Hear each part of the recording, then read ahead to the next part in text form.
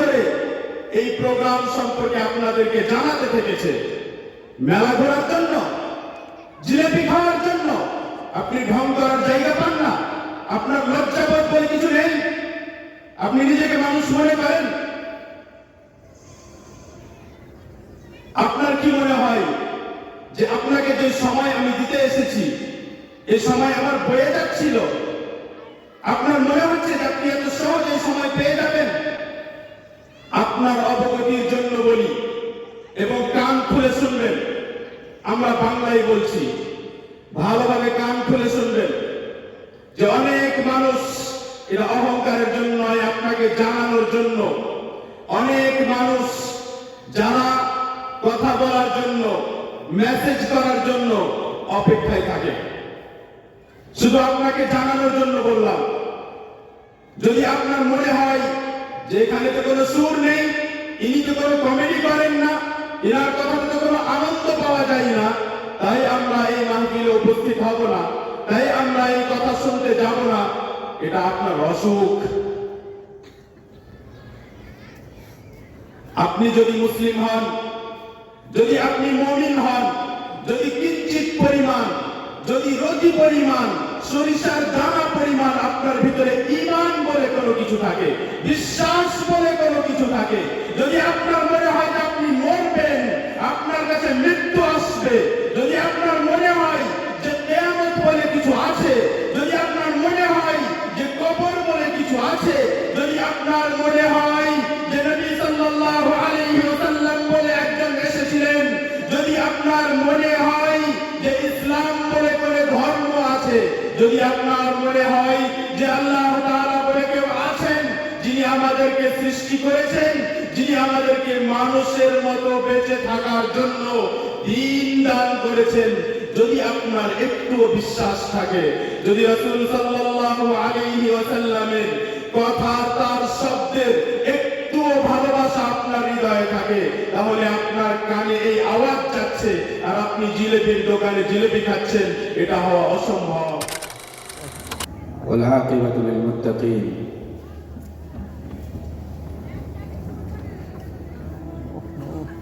والصلاة والسلام على نبينا محمد وعلى آله وأصحابه أجمعين.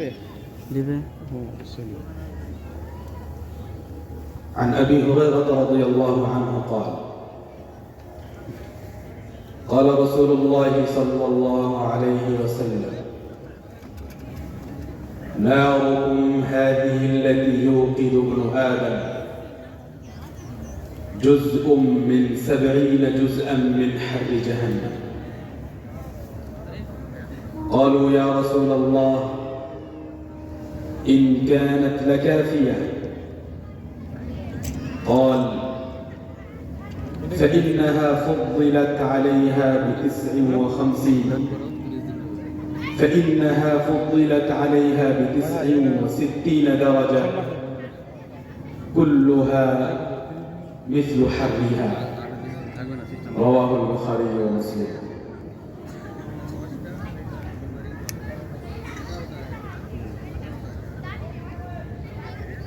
সুপ্রিয় ভাই বোন,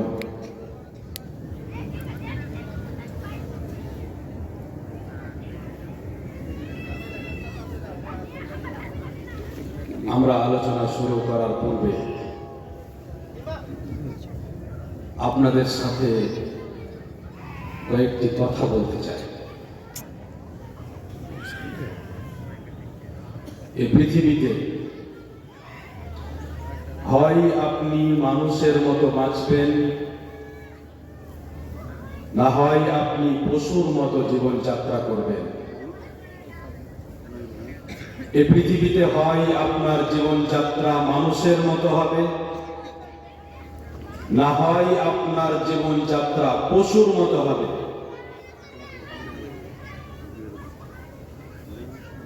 আমরা আপনাদেরকে বক্তব্যের শুরুতে সালাম জানিয়েছিলাম, কিন্তু আমার মনে হলো যে সে সালাম আপনাদের ভালো লাগেনি, সালামের কোনো উত্তর পাইনি।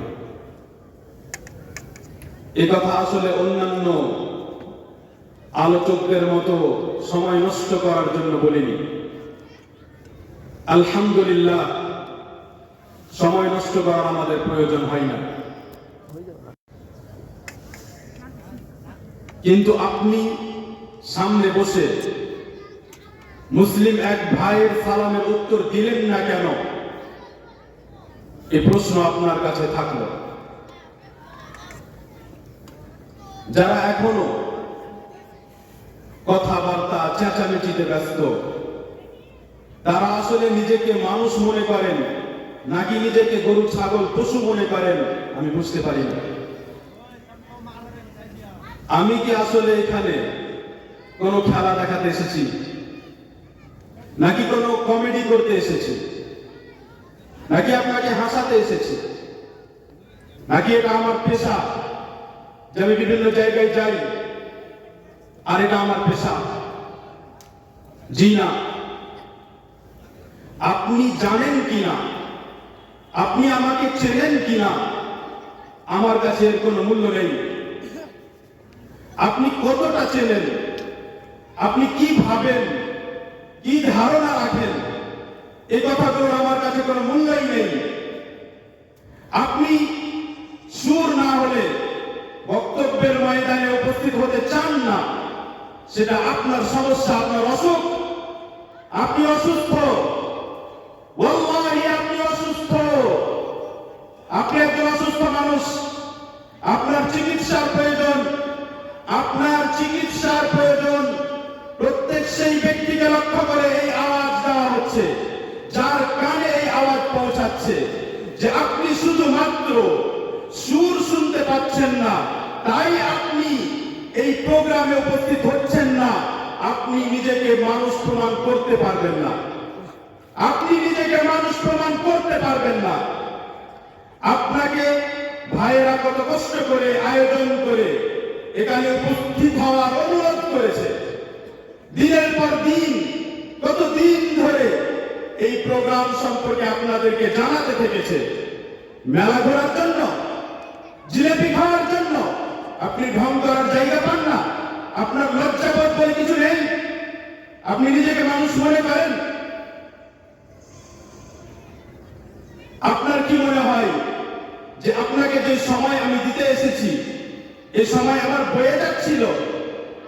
আপনার মনে হচ্ছে যে আপনি এত সহজে এই সময় পেয়ে যাবেন? আপনার অবগতির জন্য বলি এবং কান খুলে শুনবেন, আমরা বাংলায় বলছি, ভালোভাবে কান খুলে শুনবেন যে অনেক মানুষ, এটা অহংকারের জন্য নয়, আপনাকে জানানোর জন্য, অনেক মানুষ যারা কথা বলার জন্য, মেসেজ করার জন্য অপেক্ষায় থাকে। শুধু আপনাকে জানানোর জন্য বললাম, যদি আপনার মনে হয় যে এখানে তো কোনো সুর নেই, ইনি তো কোনো কমেডি করেন না, এনার কথাতে তো কোনো আনন্দ পাওয়া যায় না, তাই আমরা এই মাহফিলে উপস্থিত হব না, তাই আমরা এই কথা শুনতে যাব না, এটা আপনার অসুখ।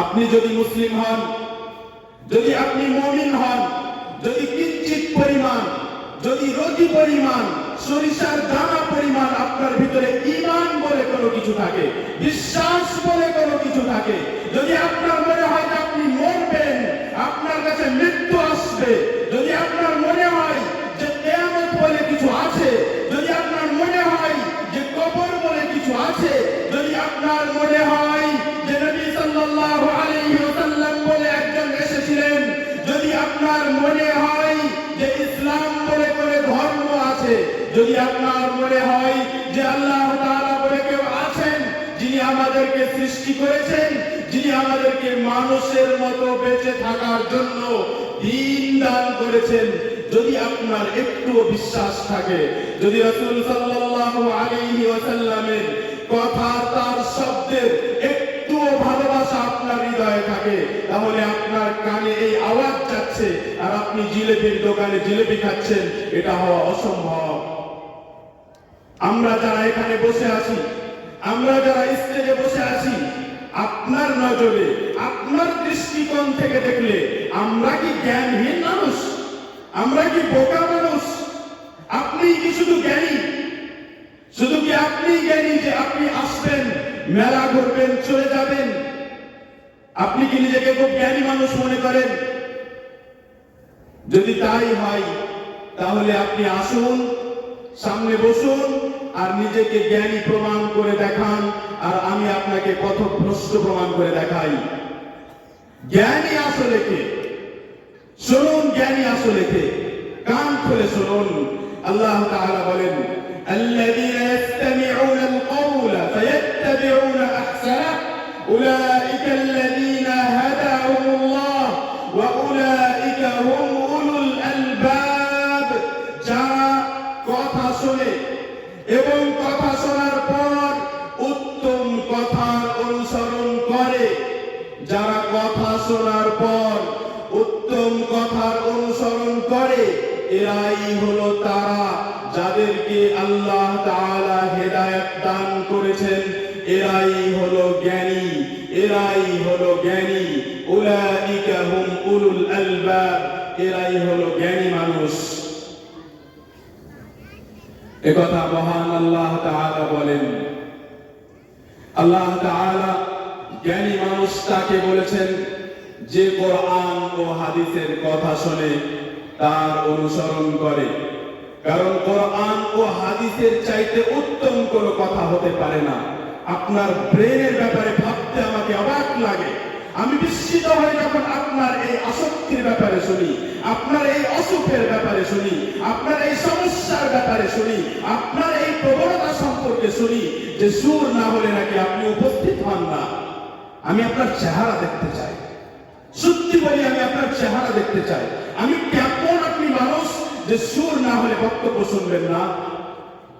আপনাকে আজ বলে যাই যে নবী সাল্লাল্লাহু আলাইহি ওয়াসাল্লামের পুরো জীবনে প্রত্যেকটি খুতবা, প্রত্যেকটি বক্তব্য, প্রত্যেকটি আলোচনা, কোন একটি বক্তব্যে, কোন একটি আলোচনায়, কোন এক সময় কথা বলতে গিয়ে, বক্তব্য দিতে গিয়ে, আলোচনা করতে গিয়ে তিনি সুর করেছেন। আপনি প্রমাণ করে যান, আমরা তার অনুসরণে সুর করতে শুরু করব। যদি সুরের বিষয়ে আপনার মনে কোনো সংশয় থাকে যে ইনি হয়তো সুর জানেন না তাই সুরের বিরুদ্ধে বলছেন, তাহলে ইউটিউবে যান এবং কোরআন তেলাওয়াত শুনুন। আপনাদের জানানোর জন্য বলছি, তাহলে আসলে বলা উচিত নয়, আর এই ধরনের কথা বলিও না। কিন্তু অবস্থা আপনাদের এত নিচে নেমে গেছে যে আমাদেরকে নিচে নেমে কথা বলতে হচ্ছে, তাহলে এভাবে আমি কোনোদিন কথা বলি না। আল্লাহর কসম করে বলি, আজকের প্রোগ্রাম, যতদিন ধরে প্রোগ্রাম করছি, যতদিন ধরে খুতবা আলোচনা করছি, আজকের প্রোগ্রাম সবচাইতে নিচু প্রোগ্রামের মধ্যে একটা। মানুষের উপস্থিতি আর মানুষের এইভাবে ছিটিয়ে ছড়িয়ে থাকা, আর মানুষের মধ্যে এই কুধারণা যে কে একজন এসেছেন, কেমন বলবেন, ইনি তো জার্জিস নন। জার্জিস ছাড়া কেউ কথা বলতে পারবে না। জার্জিস ছাড়া তো কেউ কোরআন হাদিস বিশ্লেষণ করতে পারবে না। জার্জিস বুখারী পড়াই, জার্জিস কি বুখারী পড়াই? আপনার কাছে বুখারী পড়ানো বেশি কঠিন নাকি বক্তব্যে বক বক করা বেশি কঠিন? আপনার মধ্যে যদি একটু বিবেক থাকে, আপনার মধ্যে যদি একটু বিবেক, ব্রেন একটু বেঁচে থেকে যায়, তাহলে আপনি লক্ষ্য করলে বুঝতে পারবেন যে বক বক করাতে বেশি ব্রেন ব্যবহার করতে হয় না। বুখারী পড়াতে আপনার ঘাম ছুটে যাবে, বুখারীর লাইন পড়তে আপনার ঘাম ছুটে যাবে।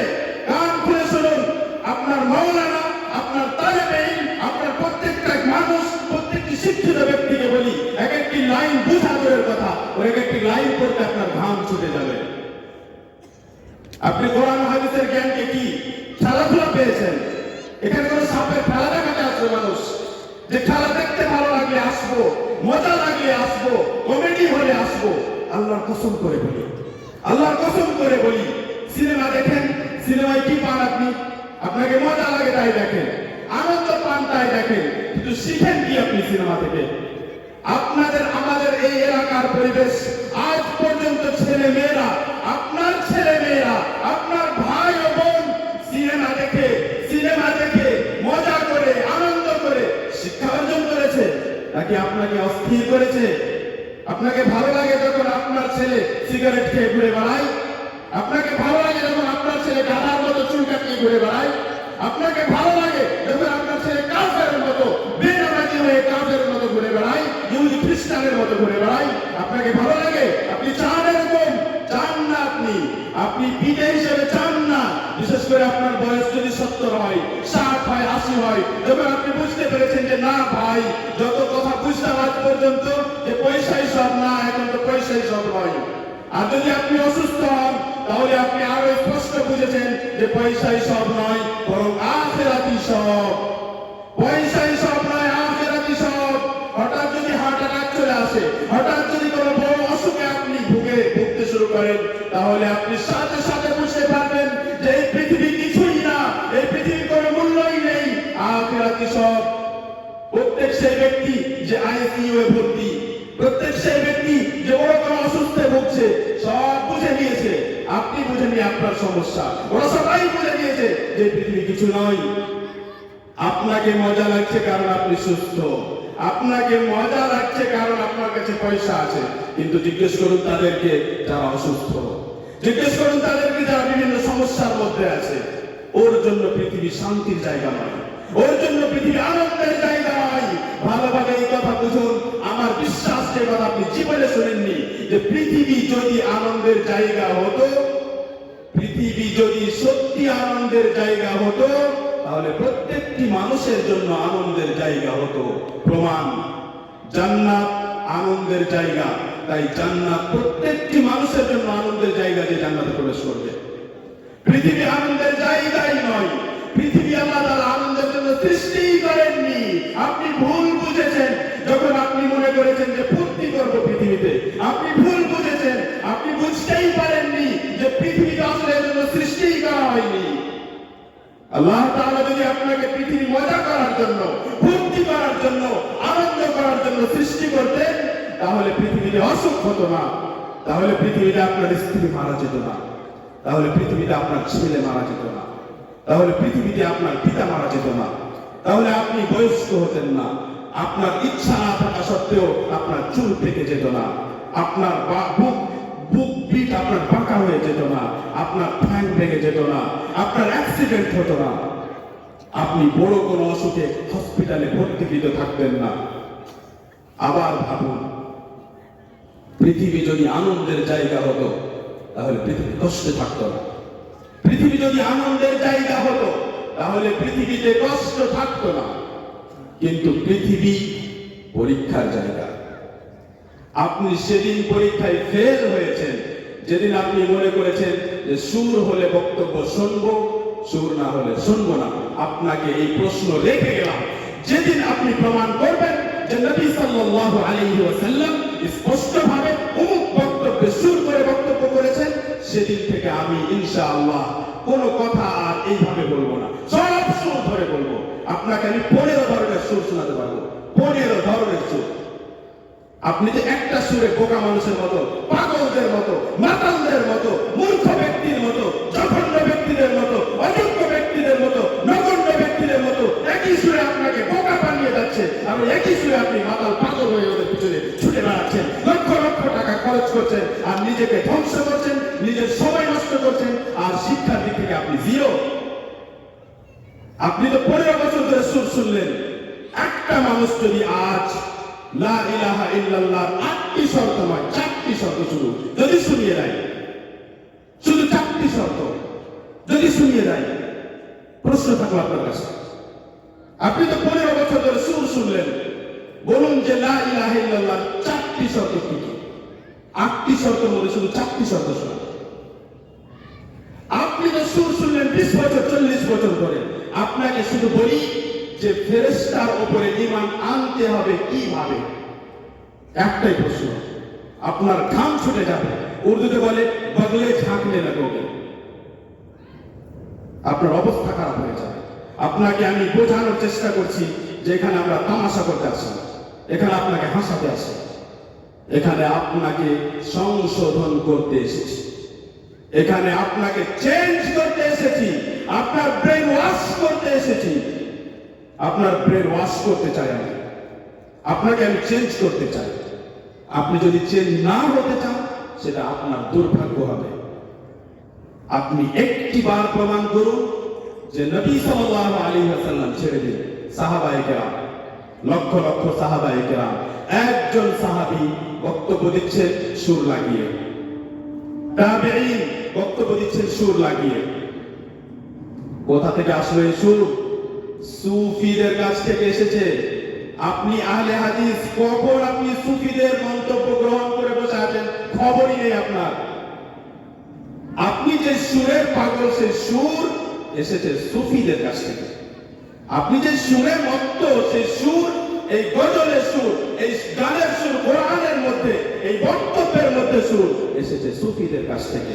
জিকিরের মধ্যে সুর, দুআর মধ্যে সুর এসেছে সুফিদের কাছ থেকে। সুফিদের কাছ থেকে এসেছে।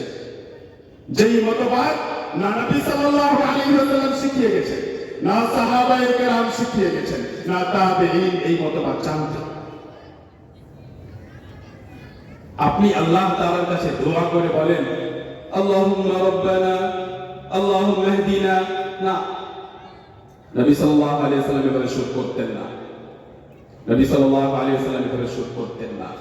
কে করছে কে করে না সেটা প্রমাণ নয়, প্রমাণ হলো মুহাম্মদ সাল্লাল্লাহু আলাইহি ওয়াসাল্লাম কি করেছেন।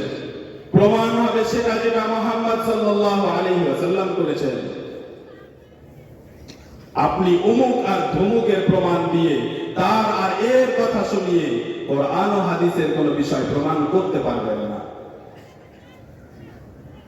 প্রিয় দিনী ভাই ও বোন, কোন ব্যক্তির সাথে কোন ব্যক্তিগত কোন সমস্যা নেই, কিন্তু যে পরিবেশ দেখলাম মনক্ষুণ্ণ হয়েছে, যে পরিবেশ দেখলাম মনক্ষুণ্ণ হয়েছে দেখে, এই পরিবেশ কোনদিন দেখিনি।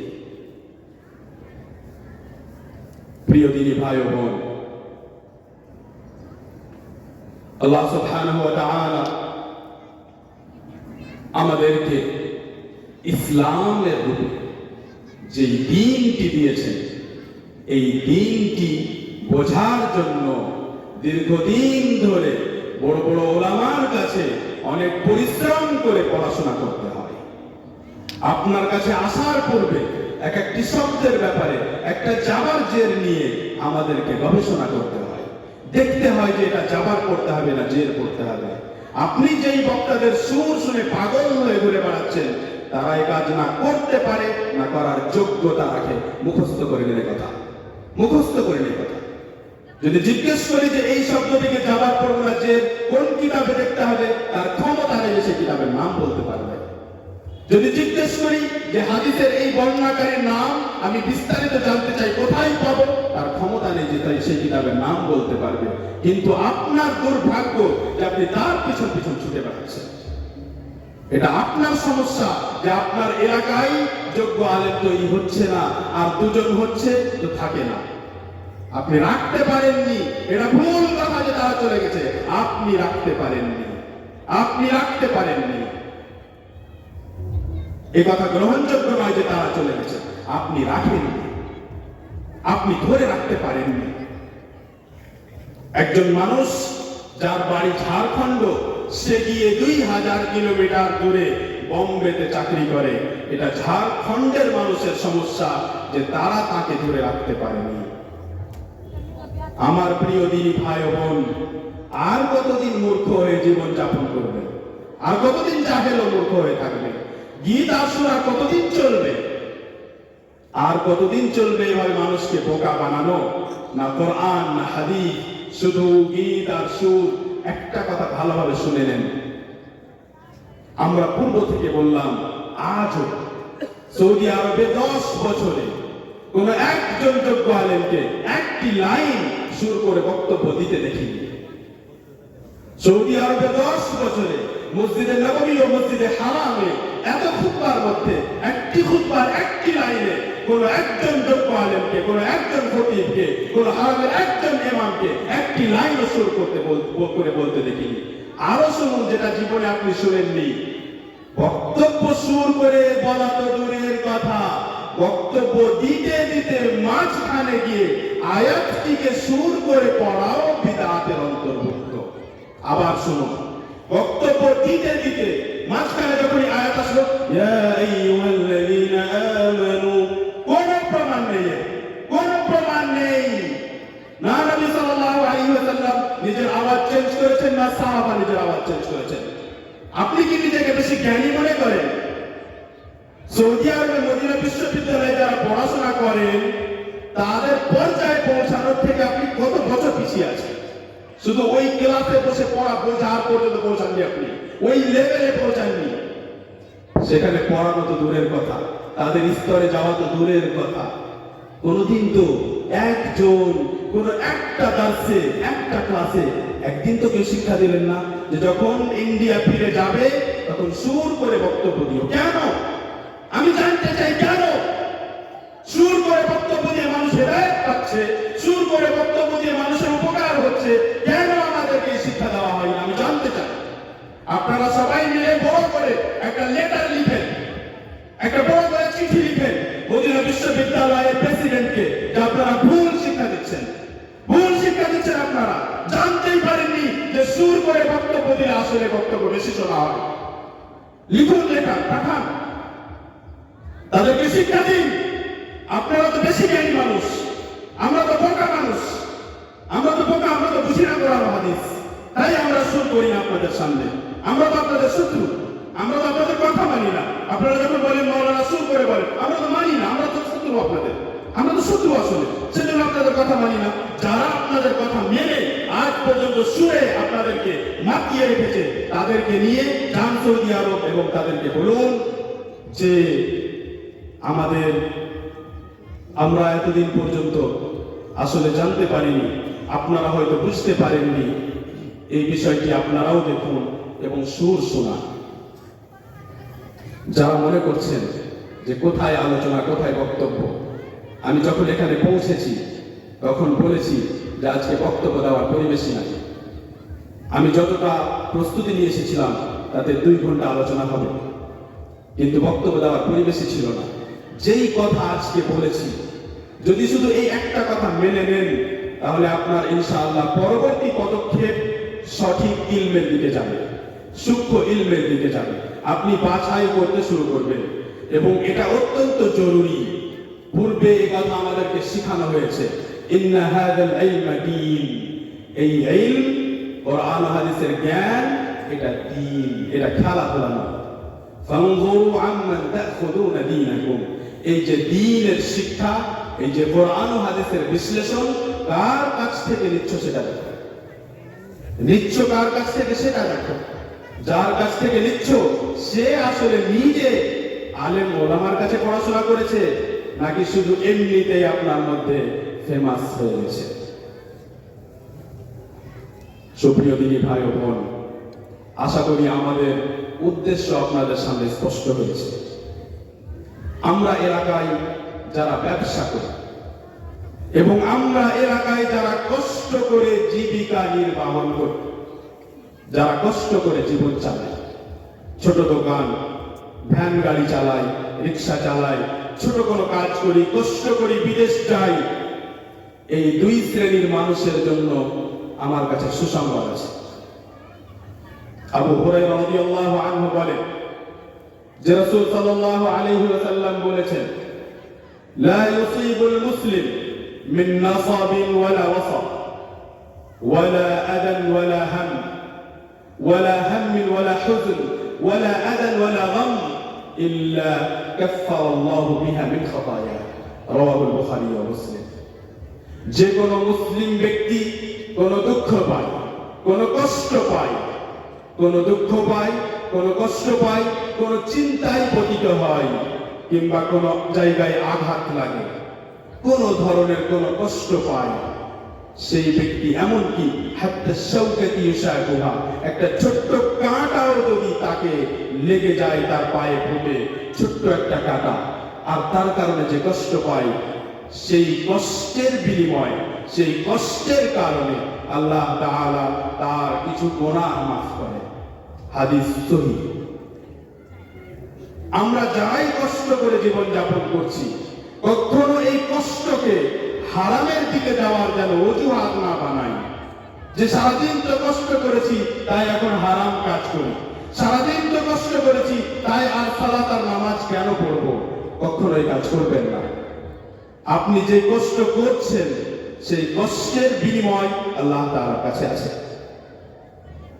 প্রত্যেক ব্যক্তি যে ব্যবসার সাথে জড়িত, যে কেনা বেচার কাজ করে, তার জন্য নবী সাল্লাল্লাহু আলাইহি ওয়াসাল্লাম বলেন, فإن صدقا وبينا بورك لهما في بيعهما। রাসূল সাল্লাল্লাহু আলাইহি ওয়াসাল্লামের পক্ষ থেকে প্রত্যেক ব্যবসায়ীর জন্য বরকতের সুসংবাদ দেওয়া হয়েছে। সেই দুজন ব্যক্তি, সেই ক্রেতা ও বিক্রেতা, যারা যখন বিক্রি করে, যারা যখন ক্রয় করে, তখন সত্য বলে। যারা যখন ক্রয় করে, যারা যখন বিক্রি করে, তখন সত্য বলে এবং স্পষ্ট করে, কোনো কিছু গোপন রাখে না। যারা এইভাবে ক্রয় বিক্রয় করে, সত্য কথা বলে, স্পষ্ট ভাবে বলে, নিজের কোনো পণ্যের মধ্যে, সামানের মধ্যে যদি কোনো খুঁত থাকে, কোনো ডিফেক্ট থাকে, তাহলে সেটা বর্ণনা করে, সেটা বলে দেয়, সেটা গোপন রাখে না, কোনো ধরনের কোনো মিথ্যে কথা বলে না, সেই ব্যক্তির কেনা বেচায় বরকত দান করা হবে, নবী সাল্লাল্লাহু আলাইহি ওয়াসাল্লাম বলেছেন। এইখান থেকে নিয়ে যতদূর পর্যন্ত যে ব্যক্তি এই কথা শুনবে এবং এই অনুযায়ী কাল থেকে নিজের ব্যবসা করবে, সে তার ব্যবসায় বরকত দেখতে পাবে। কিন্তু পক্ষান্তরে যদি আপনি এই ব্যবসাকে বরকত থেকে দূরে সরান, যদি আপনি এই বরকত না নিয়ে আপনি চান মানুষকে ঠকাতে, আপনি চান মানুষের সাথে মিথ্যে কথা বলতে, আপনি মানুষকে মিথ্যে কথা বলে তার মাল আপনি নিয়ে নিতে চান, সব লুটমার করে নিতে চান, জিনিসটির দাম ছিল 5 টাকা, কিন্তু আপনি নিজের চাতুর্য দেখিয়ে, চালাকি করে আপনি সেটিকে 50 টাকায় বিক্রি করেছেন, মনে করলেন যে আমি খুব জ্ঞানী মানুষ, খুব চতুর, খুব চালাক। নবী সাল্লাল্লাহু আলাইহি ওয়াসাল্লাম বলেন, ওয়া ইন কাযাবা ওয়া কাতামা মুহিqat বারাকাতু বাইইহিমা। এরা দুজন যদি মিথ্যে বলে, ক্রেতা ও বিক্রেতা যদি একে অপরের সাথে মিথ্যে কথা বলে, কিংবা যদি কোনো কথা গোপন রাখে, স্পষ্ট না করে, কোনো খুঁত, কোনো ত্রুটি যদি না স্পষ্ট করে, লুকিয়ে রাখে, তাহলে তাদের কেনা বেচার বরকত মিটে যাবে। আজ যাদের কাছে অনেক পয়সা, বিপুল সংখ্যায় যাদের কাছে অর্থ, আপনার দেখে হিংসা হয়? আমার কোনোদিন হয় না, আলহামদুলিল্লাহ। হিংসা এজন্য হয় কারণ আপনি জানেন না, হিংসা এজন্য হয় না কারণ আমি জানি। কারণ এ কথা স্পষ্ট যে যে ব্যক্তি অবৈধভাবে সেই পয়সা জমা করে এত বড় মানুষ হয়েছে, প্রত্যেকটি পয়সার তাকে হিসাব দিতে হবে কিয়ামতের দিন। এত সহজ নয়। এই পৃথিবীতে কোনো খেলাধুলা চলে না, এই পৃথিবী কোনো তামাশা নয়। প্রত্যেকটি কাজ যা আপনি করেছেন, প্রত্যেকটি আপনার ইনকাম, আপনার উপার্জন, কিয়ামতের দিন আপনাকে উত্তর দিতে হবে। এখন তো আপনি জ্ঞানী মানুষ। কতদিন জ্ঞানী মানুষ? যতদিন আপনার নিঃশ্বাস চলছে ততদিন জ্ঞানী। যখনই মালাকুল মওত আসবে, তখন থেকে আপনি পৃথিবীর সবচাইতে বোকা মানুষ, সবচাইতে বোকা মানুষ। কারণ হারামে ডুবে থেকেছেন সারা জীবন। মানুষ যখন দেখে যে ব্যবসা করে তো পয়সা বেশি হচ্ছে না, তখন বলে যে 1 লক্ষ নিলে 1 মাস পরে 1,10,000 দিতে হবে। কি মজার ইনকাম, কি মজার উপার্জন। 2 লক্ষ, তাহলে 2,20,000 দিতে হবে। এই ব্যক্তির কাছে 1 কোটি আছে, এবার আপনি মাল্টিপল করেন, কত টাকায় গিয়ে দাঁড়ায়? এই ব্যক্তিকে আর কিছু করতে হবে না। কিন্তু শুনুন, আল্লাহ তাআলা বলে, আল্লাহ তাআলা বলে, ইয়া আইয়ুহাল্লাযীনা আমানু ইত্তাকুল্লাহ ওয়া যারু মা বাকিয়া মিনার রিবা ইন কুনতুম মুমিনিন। যদি তোমাদের মধ্যে ঈমান থাকে, তাহলে আল্লাহ তাআলাকে ভয় করে তার নিষিদ্ধ কাজ থেকে বিরত থেকে নিজেদেরকে জাহান্নামের শাস্তি থেকে বাঁচাও, এবং সুদ যা বাকি থেকে গেছে তা আর নিও না। ভুলবশত দিয়েছিলে 1 লক্ষ, পাবে 1,10,000 বলে, কিন্তু সেই 10 আর নিও না, শুধু 1 লক্ষই নিয়ে তাকে ছেড়ে দাও। আপনি বলবেন যে মানলাম না এই কথা।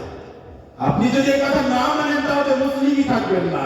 কিন্তু বললেন যে ঠিক আছে, মানলাম আল্লাহ তাআলার কথা, কিন্তু আমল করলাম না। তাহলে শুনুন, فإن لم تفعلوا فأذنوا بحرب من الله ورسوله।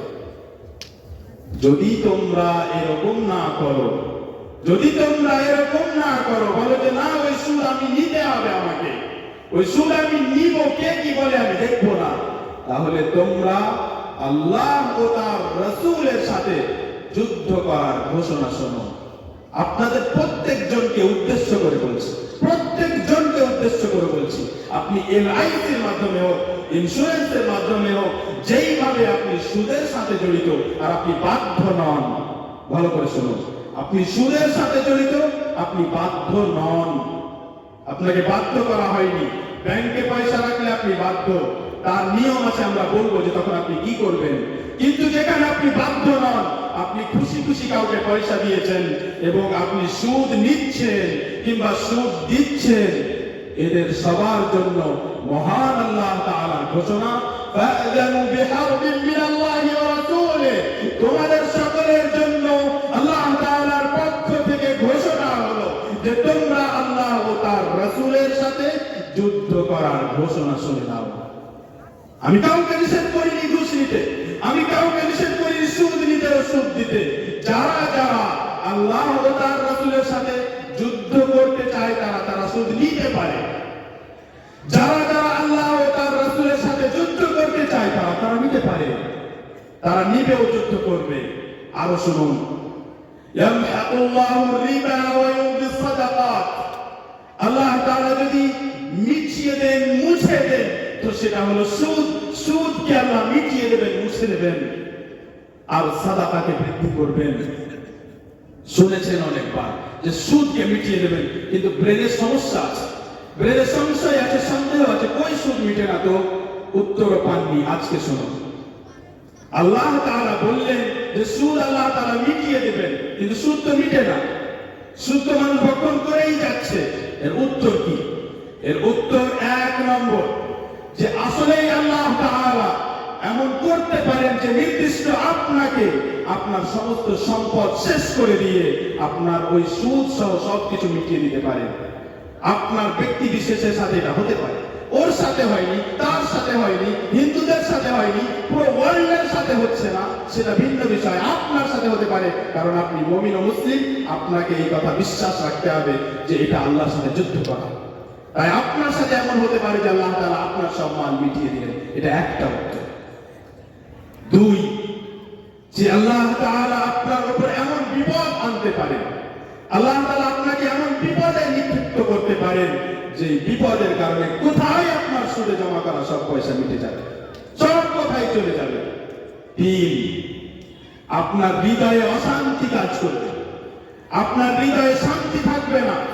যখন যখন আপনি আপনার বিবেক ব্যবহার করবেন, যখন যখন আপনি নেশা ছেড়ে, আপনি যখন যখন মাদক ছেড়ে, সিগারেট ছেড়ে, তাম্বাকু গুটখা ছেড়ে নিজের ব্রেন ব্যবহার করবেন, যেদিন আপনি রাত্রিবেলা শুয়ে মনে করবেন যে আমি একজন মানুষ, আর আমি মানুষ হয়ে মানুষের কাছ থেকে অবৈধভাবে কিছু পয়সা নিয়েছি, যার জন্য আমি তাকে কিছু দেইনি, শুধু 1 লক্ষ দিয়ে আমি তার কাছে 1,10,000 নিয়েছি, সেদিন থেকে আপনার অশান্তি শুরু হয়ে যাবে। উত্তর হলো 3। 4 নম্বর, আল্লাহ রাব্বুল আলামিন বলেন যে সুদকে আল্লাহ মিটিয়ে দেবেন, সাদাকাকে বাড়িয়ে দেবেন। আপনি বলুন যে পৃথিবীর সমস্ত সম্পদ আপনাকে দিলাম, নিয়ে নেন, আপনি সমস্ত সম্পদ আপনাকে দিলাম, নিয়ে যান, কিন্তু কিয়ামতের দিন একটা কড়িও পাবেন না, একটা জিনিস আপনার গ্রহণযোগ্য হবে না, কিছুই আপনার কবুল হবে না। আপনি কি ধনী না আপনি ফকির? আপনি ফকির, ফকির আপনি। আপনার মতো হতভাগা দুনিয়াতে হতে পারে না। আপনি ততদিন জ্ঞানী ও ধনী যতদিন আপনার কাছে মালাকুল মউত আসে। একজন মুমিন ব্যক্তির জন্য, কোন মুমিন ব্যক্তি যার হৃদয়ে আল্লাহ তাআলার প্রতি বিশ্বাস আছে, কোন মুমিন ব্যক্তি যে এই বিশ্বাস রাখে যে মহান আল্লাহ তাআলা 7 আকাশের উপর, আরশের উপর সমুন্নত, সেখান থেকে প্রতি মুহূর্ত তিনি আমাকে দেখেন, সেই মুমিন ব্যক্তি এই কথা শোনার পর এরপরে আর সুদ নিতে পারে না। এরপরে সুদ নিবে শুধু দুই প্রকার মানুষ, একজন যার মধ্যে ঈমান নাই, যে বিশ্বাসই করে না, দ্বিতীয় যে বোকা মানুষ, যার চাইতে জ্ঞানী হলো গাধা, যার চাইতে জ্ঞানী হলো পশু পাখি। এখন আপনারা সিদ্ধান্ত নেবেন যে আপনি কোন শ্রেণীর মধ্যে যেতে চান। আর আমার প্রত্যেকটা কথার জন্য আপনার যদি প্রমাণে কোনো সমস্যা থাকে, যে প্রমাণ কই, আপনার জন্য বসে থাকবো, বেশি দূরে নেই আপনার চাইতে। সুপ্রিয় দিনী ভাই ও বোন, আল্লাহ সুবহানাহু ওয়া তাআলা একজন মুসলিমের সম্পদকে এত মূল্য দিয়েছেন, একজন মুসলিমের সম্পদকে এত মূল্য দিয়েছেন যে আপনি চুরি করতে পারবেন না। আমার মোবাইল পড়ে থাকতে পারে, কিন্তু আপনার জন্য জায়েজ নয় যে আপনি উঠিয়ে নিয়ে যাবেন। যদি আপনি উঠিয়ে নিয়ে যান তাহলে একে বলা হয় লুকাতা, একে বলা হয় লুকাতা, পড়ে পাওয়া জিনিস। এর বিধানে একাধিক হাদিস বর্ণিত হয়েছে যে কোন জিনিসটি পড়ে ফেলে কি করতে হবে, এ বিষয়ে আমরা বিস্তারিত আলোচনা করেছি। সংক্ষিপ্ত আপনাকে বলি যে যদি একটি মোবাইল কোথাও পড়ে পাওয়া যায়, সেই মোবাইলটি আপনাকে 1 বছর ধরে ঘোষণা করতে থাকতে হবে যে ভাই, অমুক জায়গায় একটি মোবাইল পড়ে পেয়েছি। কার কোন গুণ বৈশিষ্ট্য বর্ণনা করতে পারবেন না যে স্যামসাং এর মোবাইল, অমুক মোবাইল, এই বৈশিষ্ট্য না, শুধু বলবেন একটা মোবাইল পাওয়া গেছে। কারণ যদি বৈশিষ্ট্য বলেন তাহলে আশেপাশের কেউ এসে বলবে আমারই। সেজন্য নিয়ম হলো যে আপনি ঘোষণা করবেন 1 বছর ধরে। এবং ওলামা বলেন যে যেই যেই জায়গায় আপনার ধারণা যে এখানে হয়তো সেই ব্যক্তি আসতে পারে, কোনো হাটে, কোনো বাজারে, কোনো মানুষের আনাগোনা আছে এমন জায়গায়, সেইখানে আপনাকে 1 বছর ধরে বিভিন্ন জায়গায় প্রচার করতে হবে। আমি কি বোঝাতে চাচ্ছি আপনাকে? আমি বোঝাতে চাচ্ছি যে মুসলিমের মালের মূল্য কত, যেই মাল পড়ে পেলেও আপনাকে 1 বছর ধরে প্রচার করতে থাকতে হবে, সেই মুসলিমের মালকে আপনি কোন বিবেকে নিজের পকেটে ঢোকান? সেই মুসলিমের মালকে কোন বিবেকে আপনি নিজের পকেটে ঢোকান? আপনি নিজেকে মানুষ মনে করেন? সুপ্রিয় দিনী ভাই ও বোন, আবু হুরায়রা রাদিয়াল্লাহু আনহু বলেন, সাঈদ ইবনে যায়েদ রাদিয়াল্লাহু আনহু বলেন যে রাসূল সাল্লাল্লাহু আলাইহি ওয়াসাল্লাম বলেছেন, মান ইকতাতা শিবরান মিনাল আরদি যুলমা আওয়াকাহু আল্লাহু ইয়্যাহু ইয়াওমাল কিয়ামাহ মিন 7 আরাদিন। রাওয়াহুল বুখারী ওয়া মুসলিম।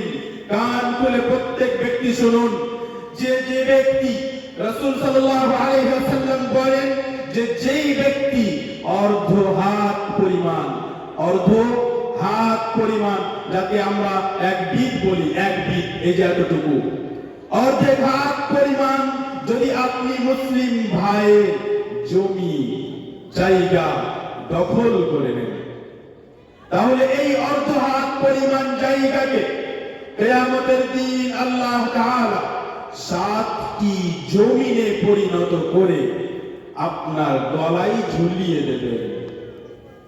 হাদিস সহিহ বুখারী ও মুসলিম। হাদিস সহিহ বুখারী ও মুসলিম। বিশ্লেষণ একেবারে স্পষ্ট, কোনো মতভেদের বিষয় নেই। কিভাবে আল্লাহ তাআলা অর্ধ হাত পরিমাণ জায়গাকে 7 জমিনে পরিণত করে আপনার গলায় ঝোলাবেন, আপনি প্রশ্ন করতেই পাবেন না। আপনি প্রশ্নই করতে পাবেন না। কেন? কারণ আপনি বুঝতে পারবেন না। কেন বুঝতে পারবেন না? কারণ আপনি কিয়ামত দেখেননি। কেন বুঝতে পারবেন না? কারণ কিয়ামতে যা ঘটবে তা বোঝার জন্য আপনার ব্রেনে সেই ফাংশন দেওয়াই হয়নি, সেই ফিচার আপনার ব্রেনেই নাই, যেই যার ভিত্তিতে আপনি বুঝতে পারবেন যে কিভাবে কিয়ামতের দিন এটা হবে।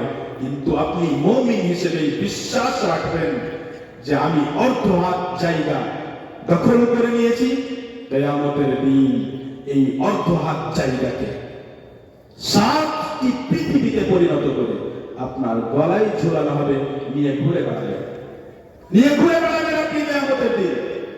দখল করুন জায়গা, হক নষ্ট করুন নিজের বোনে। মিরাথ, মিরাথ একটা আলাদা বিষয়।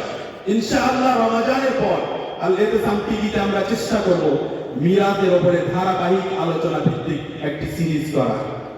আপনি শুনবেন, আপনার পায়ের তলা থেকে মাটি সরে যাবে, আপনার ব্রেন কাজ করবে না যে আমরা কিভাবে আসলে জীবন যাপন করছি। আপনার চিন্তাধারা হলো যে আমি বাবা, আমার জায়গা ছেলে আর মেয়ে ছাড়া অন্য পাই কেমন করে। আমি হাওয়াই কথা বলি না, আমি যে কথা বললাম নিজের কানে শুনেছি।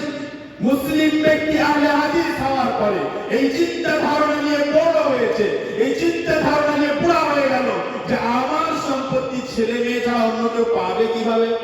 পাবে এইভাবে যে ওই সম্পত্তি আপনার বাপের নয়, ওই সম্পত্তি আল্লাহ তাআলা, এবং ওই সম্পত্তি আপনাকে কিছুদিন ব্যবহার করার জন্য দেওয়া হয়েছিল যে দেখি কিভাবে ব্যবহার করেন। মৃত্যু শেষ, আপনার গল্প শেষ, আপনার মৃত্যু আসলে আপনার কাহিনী শেষ হয়ে গেছে। এবার আপনি যান, হিসাব দিন, বাকি জায়গা আল্লাহ তাআলা দেখবেন যে কার, আপনার বাপের জায়গা নয় যে আপনি আগেই হিসাব করে দিয়ে চলে যাবেন। যদিও এখানে অন্য একটি বিষয় আছে যা আমরা ইঙ্গিত করতে চাচ্ছি না, কিন্তু আল্লাহ তাআলার নিয়ম হলো ইউসিকুমুল্লাহু ফি আওলাদিকুম। সূরা নিসায় আল্লাহ তাআলা প্রায় 2 পৃষ্ঠা ধরে প্রত্যেক ব্যক্তি কে কতটা অংশ পাবে আল্লাহ তাআলা নিজে এই অংশ নির্ধারণ করেছেন। আপনার সাহস হয় কি করে? আপনার সাহস হয় কি করে যে আপনি বোনকে রাজি করে ফুসলে মানিয়ে সেই অংশ নিজের কাছে রাখেন? আবার বোন কি ভাবে? নতুন এক চিন্তাধারা।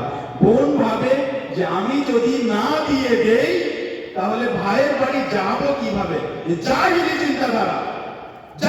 চিন্তাধারায় যেই ভাই আপনাকে এই জন্য চাপতে দেবে না বাড়িতে কারণ আপনি ওকে অংশ দিলে, সে ভাই নয়, আসলে সে ভাই হতে পারেনি, সে আপনার ভাই নয়। তাকে সালাম কালাম করুন, কথা বলুন, কিন্তু সে আপনার ভাই নয়, আসলে ভাই হতে পারেনি সে। ভাই আর বোনের মানে হলো যে দুইজন একই রকম, দুইজন মানুষের মধ্য থেকে জন্ম নিয়েছে। অর্থাৎ ভাই ও বোন হলো তারা যাদের পিতা ও মাতা এক, অর্থাৎ রক্ত এক। পিতা ও মাতার মধ্য থেকে যেমন পিতা ও মাতার অংশ এই ভাই, তেমনি পিতা ও মাতার অংশ এই বোন। একই গাছের ধরুন দুইটি ফলের মতো। এরা যদি না বুঝতে পারে যে বোন কাকে বলে, বোন যদি না বুঝতে পারে ভাই কাকে বলে, ভাই যদি বোনের কষ্টের কথা না ভাবে, বোন যদি ভাইয়ের কষ্টের কথা না ভাবে, তাহলে এরা আসলে ভাই বোনই নয়। তাহলে সেই বোন যদি এই কথা ভাবতে বাধ্য হয় যে আমি যদি না দিয়ে দিই এই জায়গা তাহলে ভাইয়ের বাড়ি যাবো কিভাবে, তাহলে ভাইকে লজ্জায় ডুবে মরে যাওয়া উচিত। ভাই হতে পারেনি, ভাই হতে পারেনি। ভাই হবে এমন যে বোন কেন কিছু দিবে, এমনকি বোন যেটা দিতেও চাইবে সেটাও যদি না দেয়, বোনের উপরে কোনো কিছু যদি আবশ্যক হয়, ওয়াজিব হয় দেওয়া, সেটাও যদি না দেয়, তবুও সে আমার বোন, কোনো কারণে রাগ হতে পারে, কিন্তু বোন থাকবে, ভাই থাকবে। যদি ভাইকে ভাই বানানোর জন্য নিজের সম্পত্তি লিখে দিতে হয় তাহলে সে ভাই নয়। সূরা নিসা প্রায় 2 পৃষ্ঠা ধরে প্রথম দিকে এবং শেষের দিকে একটি আয়াত মিলিয়ে আল্লাহ তাআলা নিজে অংশ নির্ধারণ করেছেন যে কে কতটা অংশ পাবে। সেখানে আমার আপনার কথা বলার কোনো অধিকার নেই। আরো শুনুন, সহিহ বুখারী ও মুসলিমে বর্ণিত উম্মে সালামা রাদিয়াল্লাহু আনহা বলেন যে রাসূল সাল্লাল্লাহু আলাইহি ওয়াসাল্লাম বলেছেন, ইন্নাকুম তাখতাসিমুনা ইলাই ولعل بعضكم ألحن بحجته من بعض فأقضي له بنحو ما أسمع فمن قضيت له بحق أخيه شيئا فإنما أقطع له قطعة من النار فلا يأخذها। এটা তো অনেক দূরের কথা যে অন্যের সম্পত্তি আপনি নিয়ে নিলেন, এটা তো অনেক বড়, ওর চাইতেও কম যার ব্যাপারে নবী সাল্লাল্লাহু আলাইহি ওয়াসাল্লাম বলেন তা শুনুন। নবী সাল্লাল্লাহু আলাইহি ওয়াসাল্লাম বলেন যে কোন ব্যক্তি আমার কাছে আসে, দুইজনের ঝগড়া, দুইজনের মধ্যে দ্বন্দ্ব, সে বলে যে এটা আমার আর এ বলে যে এটা আমার, আর একজন ব্যক্তি যে মিথ্যুক, আসলে জিনিসটি তার নয়, ধরুন মোবাইল পড়ে পেয়েছে, দাবি করছে যে আমার, আসলে তার নয়, কিন্তু মোবাইলের যে আসল মালিক সে জানে যে এটি আমার, তাই সে দাবি করছে এটি আমার। কিন্তু মোবাইলটি হাতে আছে এই ব্যক্তি যে মিথ্যেভাবে দাবি করছে যে আমার, কিন্তু সে এমন ভাবে প্রমাণ করলো যে নবী সাল্লাল্লাহু আলাইহি ওয়াসাল্লাম তার পক্ষেই ফয়সালা দিয়ে দিলেন, বললেন হ্যাঁ তোমারই, প্রমাণ করে দিল। মিথ্যে বলে, মিথ্যে প্রমাণ এনে, মিথ্যেবাদীদেরকে সামনে এনে, মিথ্যেভাবে চালাকি দেখিয়ে সে প্রমাণ করে দিল যে মোবাইলটি আমার। নবী সাল্লাল্লাহু আলাইহি ওয়াসাল্লাম বলেন যে আমি যদি এইভাবে কোনো ব্যক্তি মিথ্যে প্রমাণের ভিত্তিতে, মিথ্যে দলিলের ভিত্তিতে, মিথ্যে সাক্ষ্যের ভিত্তিতে আমি যদি তাকে এই মোবাইলটি, তাকে তার এই মালটি দিয়ে দেই, অথচ সেই মালটি তার নয়, তাহলে সে না নেয়, সেই মালটি সে যেন না নেয়। যখন তার হকে ফয়সালা হবে সে বলে না না আমার নয়, আসলে সে যেন আল্লাহকে ভয় করে, কারণ আমি তাকে আসলে জাহান্নামের একটা টুকরা কেটে দিচ্ছি। আবার শুনুন, যদি ফয়সালা আপনার পক্ষে হয়ে যায় কিন্তু ওই জমি আপনার নয়, আপনি জানেন নিজে যে আপনার নয়, আপনি জানেন না, আপনি জানেন যে এটি আমার নয়, আপনি স্পষ্টভাবে জানেন, কিন্তু আপনি মিথ্যে প্রমাণ দিয়ে প্রমাণ করে নিজের নামে করে নিয়েছেন। আপনি যখন জানেন যে এটি আপনার নয়, তারপরেও যদি কাজী ও জজ ও বিচারক আপনার পক্ষে ফয়সালা করে দেয়, ভালোভাবে কান খুলে শুনে যান, সেটা আপনার জন্য হালাল হবেই না, সেটা কখনো আপনার জন্য হালাল হবেই না।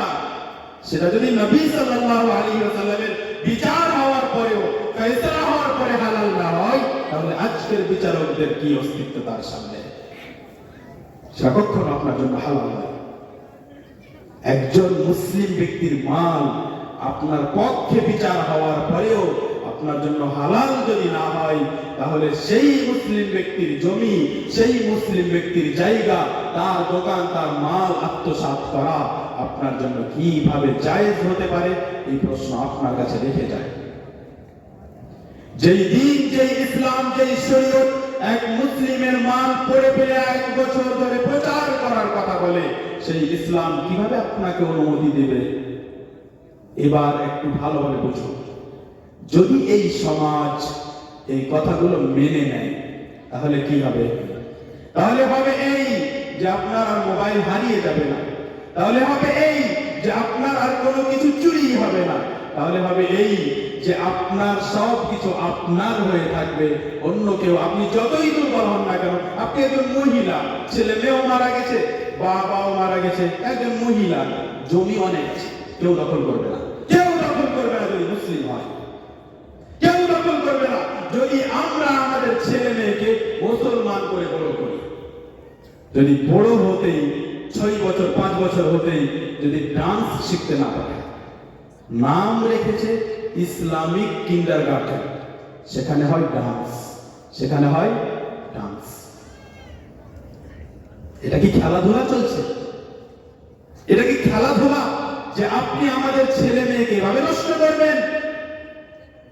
আপনি যদি চান যে এমন সমাজ তৈরি হয় যেই সমাজে কোনো কিছু আর হারাবে না, যেই সমাজে কোনো দুর্বল থেকে দুর্বল মানুষের জায়গাও কেউ দখল করবে না, আপনি যদি চান যে আপনার সমাজে প্রত্যেক বোন নিজের অধিকার পাবে, প্রত্যেক মানুষ নিজের হক পাবে, কোন ব্যক্তির উপরে অন্যায় হবে না, তাহলে আপনার ছেলে মেয়েকে ইসলাম শিখান, আপনার ছেলে মেয়ের হৃদয়ে কোরআন ঢোকান, আপনার ছেলে মেয়ের ব্রেনে কোরআন ঢোকান।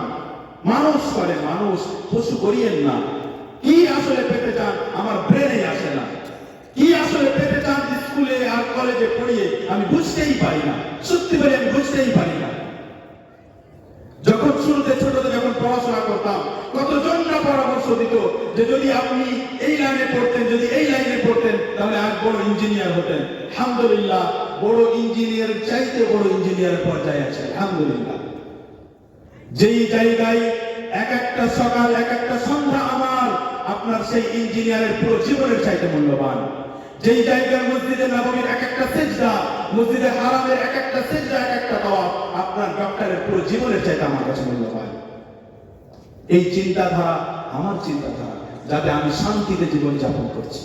আপনি মনে করেন আপনি ধনী, কিন্তু আমার কাছে আপনি ফকির, আমার কাছে আপনার কাছে ফকির দুনিয়াতে নেই। শুনুন হাদিস শুনুন, নবী সাল্লাল্লাহু আলাইহি ওয়াসাল্লাম বলেন রাকাতুল ফজর খায়রুম মিনাদ দুনিয়া ওয়া মা ফিহা। ফজরের 2 রাকাত সুন্নাত দুনিয়া ও দুনিয়ার সমস্ত সম্পদের চাইতে উত্তম। এই হাদিস মুখস্থ করে যান, মুখস্থ করে যান এই হাদিস। এই যে প্রত্যেকজন যে বসে আছেন, যদি এই হাদিসটির উপরে আমল করে, তাহলে আপনি আপনার নবীকে বিশ্বাস করেন, আপনি মুহাম্মদ বলে কোন একজনকে নবী হিসাবে মানেন। যে 2 রাকাত সুন্নাত কে বলেছেন? আমি বলেছি। যে কোনো ব্যক্তি বলে চলে গেছে, এটি ওয়াহী, এটি আল্লাহর পক্ষ থেকে আসা কথা। অর্থাৎ নবী সাল্লাল্লাহু আলাইহি ওয়াসাল্লাম যখন বললেন একটি কথা, সেটি শরীয়তের কথা হলে সেটি আল্লাহ তাআলার পক্ষ থেকে আসা কথা। ফজরের 2 রাকাত পৃথিবীর সমস্ত সম্পদের চাইতে উত্তম। এই চিন্তাধারা যেই যুবকের ব্রেনে থাকবে, সেই যুবক আর পকেটে যুবক হবে না, সেই যুবক পকেটে যুবক হবে না, সেই যুবক এই গরু ছাগলের মতো ঘুরে বেড়াবে না, চুল ছাগলের মতো, প্যান্ট আর পোশাক দেখে মনে হয় পশুর মতো। কি একটা অদ্ভুত দৃশ্য, দেখে ব্রেন নষ্ট হয়ে যায়, চোখ খারাপ হয়ে যায়, ইচ্ছে করে যে বাড়ি থেকে বেরিয়ে না হয়। কি আসলে অদ্ভুত দৃশ্য! যে যা করছে তাই আমি করতে শুরু করলাম। কোথায় মানুষ এক সময় চুল লম্বা লম্বা রাখতো, আমিও রেখে দিলাম। কোথায় একজন মানুষ হঠাৎ সাইড থেকে চুল ছিঁড়ে ফেলে দিলাম, আমিও ছিঁড়ে ফেলে দিলাম। আপনার চাইতে বোকা মানুষ কি দুনিয়াতে আছে? মানে আপনার নিজস্ব কোনো কি অস্তিত্ব বলতে কিছু আছে? আপনি কি এক্সিস্ট করেন পৃথিবীতে? আপনি কি এক্সিস্ট করেন? আপনার নিজস্ব অস্তিত্ব আছে? আপনি একজন মানুষ, আপনার অস্তিত্ব আছে কোনো? যে না, যেটা ভালো সেটা নিতে। কে কি করলো তাতে আমার কি যায় আসে? কে চুল ছেড়ে ফেলে দিল, কে মাথা নিচু করে হাঁটে, কে প্যান্ট খুলে খুলে বেড়ায়, আমার তাতে কি আসে যায়? আমার মধ্যে জ্ঞান আছে তো, আমি তো পাগল নই। কোন সময় একজন মানুষকে যখন দেখবেন যে তার প্যান্ট ছেঁড়া, নোংরা নোংরা খাবার খাচ্ছে, দাড়ি চুল লম্বা চওড়া হয়ে গেছে, কিন্তু এখনো পরিষ্কার পরিচ্ছন্ন হয়নি, ওদেরকে কি বলি আমরা? পাগল বলি। কি বলি ওদেরকে? আরবিতে মজনুন বলে। মজনুন, মজনু এবং লাইলার গল্প শুনেননি? মজনুন মানে পাগল। যার গল্প এত মজা লাগে তাকে পাগল বলা হয়েছে আসলে। আর লাইলা মানে রাতের মতো কালো, লাইল মানে রাত। মজনু পাগল, সে মজনুন, সে পাগল। কোন আরবি মানুষ দেখলে বলবো আল্লাহ আনতা মজনুন, তুমি পাগল মানুষ। যে পোশাক তুমি পরেছো নিজের লজ্জাস্থান ঢাকার জন্য, সেই পোশাককে নিজে ছিঁড়েছো, আর তোমার ছিঁড়া দেখে কোম্পানি ছিঁড়া পোশাক বানাতে বাধ্য হয়ে গেছে। তুমি যেহেতু ছিঁড়ছিলে, ছিঁড়া ভালো লাগছিল, তাই কোম্পানি বাধ্য হয়ে গেছে যে তোমার জন্য ছিঁড়া বানাবে। আর তুমি খুব শখের সাথে কিনছো, আর তাকে তুমি বলো এটা হলো ফ্যাশন। এটা ফ্যাশন নয়, এটা আপনার অসুখ। ফ্যাশন হলো সেটা যেটা নবী সাল্লাল্লাহু আলাইহি ওয়াসাল্লাম দিয়ে গেছেন। সভ্যতা, সিভিলাইজেশন হলো সেটা যেটা মুহাম্মদ সাল্লাল্লাহু আলাইহি ওয়াসাল্লাম দিয়ে গেছেন। মুহাম্মদ সাল্লাল্লাহু আলাইহি ওয়াসাল্লাম বসে পেশাব করতে শিখিয়ে গেছেন। মুহাম্মদ সাল্লাল্লাহু আলাইহি ওয়াসাল্লাম পেশাব করার পরে পরিষ্কার হতে শিখিয়েছেন। মুহাম্মদ সাল্লাল্লাহু আলাইহি ওয়াসাল্লাম সঙ্গম করলে, অর্থাৎ স্বামী স্ত্রী মেলামেশা করলে গোসল করতে শিখিয়ে গেছেন। মুহাম্মদ সাল্লাল্লাহু আলাইহি ওয়াসাল্লাম 3টি পাথর ব্যবহার করে ইস্তিনজা করতে শিখিয়ে গেছেন। মুহাম্মদ সাল্লাল্লাহু আলাইহি ওয়াসাল্লাম ডান হাতে ভর করে শুয়ে থাকতে শিখিয়ে গেছেন। মুহাম্মদ সাল্লাল্লাহু আলাইহি ওয়াসাল্লাম রাত্রিবেলা ঘুম থেকে উঠলে কিংবা কোন সময় ঘুম থেকে উঠলে পানির পাত্রে হাত দেওয়ার পূর্বে 3 বার হাত ধুয়ে আপনাকে সভ্যতা শিখিয়ে গেছেন। এই সভ্যতা পৃথিবীর কোন সভ্যতার কাছে নেই, এই সভ্যতা কোন ব্যক্তির কাছে নেই। যে সভ্যতাকে নিয়ে আপনি পাগল, যে সভ্যতাকে দেখে আপনি নিজের দাড়ি ছিঁড়ে দিয়ে মেয়ে ছেলের মতো ঘুরে বেড়াচ্ছেন, হিজড়াদের মতো ঘুরে বেড়াচ্ছেন, সেই সভ্যতা আসলে সভ্যতা নয়। আপনি কোনোদিন মিলিয়ে দেখেননি, আপনার যদি বিয়ে হয়ে থাকে স্ত্রীকে পাশে দাঁড় করবেন আর নিজে দাড়ি ছিঁড়ে আছেন, দাঁড়াবেন আর সামনে আয়না ধরবেন, আপনাকে হিজড়া লাগবে দেখে, আপনাকে খুনসা লাগবে। আরবিতে বলে খুনসা, হিজড়া। আপনি হিজড়া, আপনাকে হিজড়া লাগবে দেখে। এখন ইংরেজিতে সেটাকে সুন্দর করে বলে থার্ড জেনারেশন। ওই থার্ড জেনারেশন, তাকে হিজড়া বলে। আসলে যখন থার্ড জেনারেশন বলছে তখন শুনতে ভালো লাগলো। এটাই হলো ইবলিসের কাজ। আবার শুনুন, এটা ইবলিসের কাজ। আল্লাহ তাআলা বললেন যে এই আদম এই গাছের কাছে যাবে না, তার মানে কি? সেটা নিষিদ্ধ কাজ। তো নিষিদ্ধ কাজ, এটা শুনতে ভালো লাগছে না খারাপ লাগছে? খারাপ লাগছে। ইবলিস কি বললো? হাল আদুল্লুকা আলা শাজারাতিল খুলদ, অমর হয়ে যাওয়ার গাছের ব্যাপারে কি আপনাকে জানাই? কেমন হলো নামটা? অমর হয়ে যাওয়ার গাছ। আর নিষিদ্ধ গাছ। আল্লাহ তাআলার নাম ছিল নিষিদ্ধ গাছ, আর ইবলিসের নাম হলো অমর হয়ে যাওয়ার গাছ। আল্লাহ তাআলা নাম দিয়েছেন মাদক, আল্লাহ তাআলা নাম দিয়েছেন সুদ, আপনি আর আমি নাম দিয়েছি ইন্টারেস্ট। শুনতে ভালো লাগছে, interest, but I don't have any interest in this interest. এই ইন্টারেস্টের আমার কোনো ইন্টারেস্ট নেই, প্রয়োজন নেই আমার। যাকে আপনি ইন্টারেস্ট বলেন সেটাই সুদ, সেটাই রিবা, সেটাকেই যুদ্ধ বলা হয়েছে আমার ইসলামে। কিন্তু আপনার সমস্যা কোথায়? আপনি তো আপনার ইসলাম জানেন না, আপনি তো গাধা একজন, আপনি তো পশুর মতো বড় হয়েছেন। আপনি শুধু আব্দুল করিমের ছেলে, বাস। আপনি না লা ইলাহা ইল্লাল্লাহর অর্থ জানেন, না আপনি ঈমান কাকে বলে তা জানেন, না কেন আপনি দুনিয়াতে আছেন তা জানেন, কিছু জানেন না আপনি। আপনার নামাজেরও প্রয়োজন নেই, আপনার যাকাতেরও প্রয়োজন নেই, আপনার রোজারও প্রয়োজন নেই। এবার শুনুন, ইসলামের যে বিধানগুলো আল্লাহ তাআলা নাজিল করেছেন, সব নাজিল হয়েছে কোথা থেকে? উপর থেকে। কিন্তু ইসলামের একটি বিধান, যেই বিধান দেওয়ার জন্য নবী সাল্লাল্লাহু আলাইহি ওয়াসাল্লামকে পৃথিবী থেকে আকাশে নিয়ে যাওয়া হয়েছিল। এবার আপনাদের কথা এটা, যারা যারা উঠে পালিয়ে যাচ্ছেন, আমরা তাদের সমস্যা বুঝতে পারি না, তাদের সমস্যা বুঝতে আমরা অক্ষম। এটা আপনাদের সমস্যা আসলে, যে আল্লাহ তাআলা যাকাত, হজ, অন্যান্য যত বিধান নাজিল করলেন, কিন্তু সেই বিধানটি কি? যে বিধান দেওয়ার জন্য মুহাম্মদকে আকাশের উপরে ডাকা হলো। কোথায়? 7 আকাশের উপরে। কি বলেন তাকে? মেরাজ। উরুজ মানে উপরে ওঠা। সেই বুখারী মুসলিমে বর্ণিত হয়েছে। আনাস রাদিয়াল্লাহু আনহু মেরাজের লম্বা ঘটনা বর্ণনা করেছেন। সেখানে আনাস রাদিয়াল্লাহু আনহু বলেন যে নবী সাল্লাল্লাহু আলাইহি ওয়াসাল্লাম বলেছেন, ফাফারাদাল্লাহু আলাইয়া 50 সালাতা। আমি মুসারও আগে এগিয়ে গেলাম। মুসা আলাইহিস সালাম মনে করতেন যে আমি তো সরাসরি আল্লাহর সাথে কথা বলেছি, তাই আমি সবার উপরে। তিনি কোন আকাশে? তিনি 7 আকাশে, তিনি 7ম আকাশে। তিনি মনে করতেন আমার উপরে আর কেউ যাবে না। কিন্তু মুহাম্মদ সাল্লাল্লাহু আলাইহি ওয়াসাল্লাম জিবরিলের সাথে নাকি তারও উপরে চলে গেলেন। তারপরে গিয়ে সরাসরি উপরে গিয়ে আল্লাহর সাথে কথা বলেন। কে উঁচু হলেন? আমাদের নবী উঁচু হলেন। আল্লাহ তাআলা 50টি নামাজ ফরজ করলেন। আমাদের ওলামায়ে কেরাম কেউ কেউ নামাজ শব্দ না পছন্দ করে সালাত বলতে বলছে। আপনারা যেহেতু পরিচিত না ওই শব্দের সাথে, তাই নামাজ বলছি। না হলে আমাদেরকে অনেকজন আবার বলবে, শেখ আপনি কেন সালাত না বলে নামাজ বলেছেন? আপনাদের জন্য বলছি। এবার দেখুন যে আপনাদেরকে আসলে আমরা ভালোবাসি না ভালোবাসি না। 50টি নামাজ ফরজ করলেন। আমি সেটি নিয়ে ফাওয়াজাতু বিযালিক, আমি ফিরে আসলাম হাত্তা আমরা বিমূসা, মুসা আলাইহিস সালামের সাথে সাক্ষাৎ করা। মুসা আলাইহিস সালাম বললেন, মাযা ফারাদাল্লাহু আলাইক, মাযা ফারাদাল্লাহু আলা উম্মাতিক। তিনি আপনার উম্মতের উপর কি ফরজ করলেন? আমি বললাম 50 ওয়াক্ত নামাজ। মুসা আলাইহিস সালাম বললেন, রাজি রাব্বাক ফা ইন্না উম্মাতাকা লা তুতিকু যালিক। মুহাম্মদ সাল্লাল্লাহু আলাইহি ওয়াসাল্লাম আবার আল্লাহর কাছে ফিরে যান, আপনার উম্মত 50 ওয়াক্ত নামাজ পড়তে পারবে না। কে বলেছেন? মুসা আলাইহিস সালাতু ওয়াস সালাম।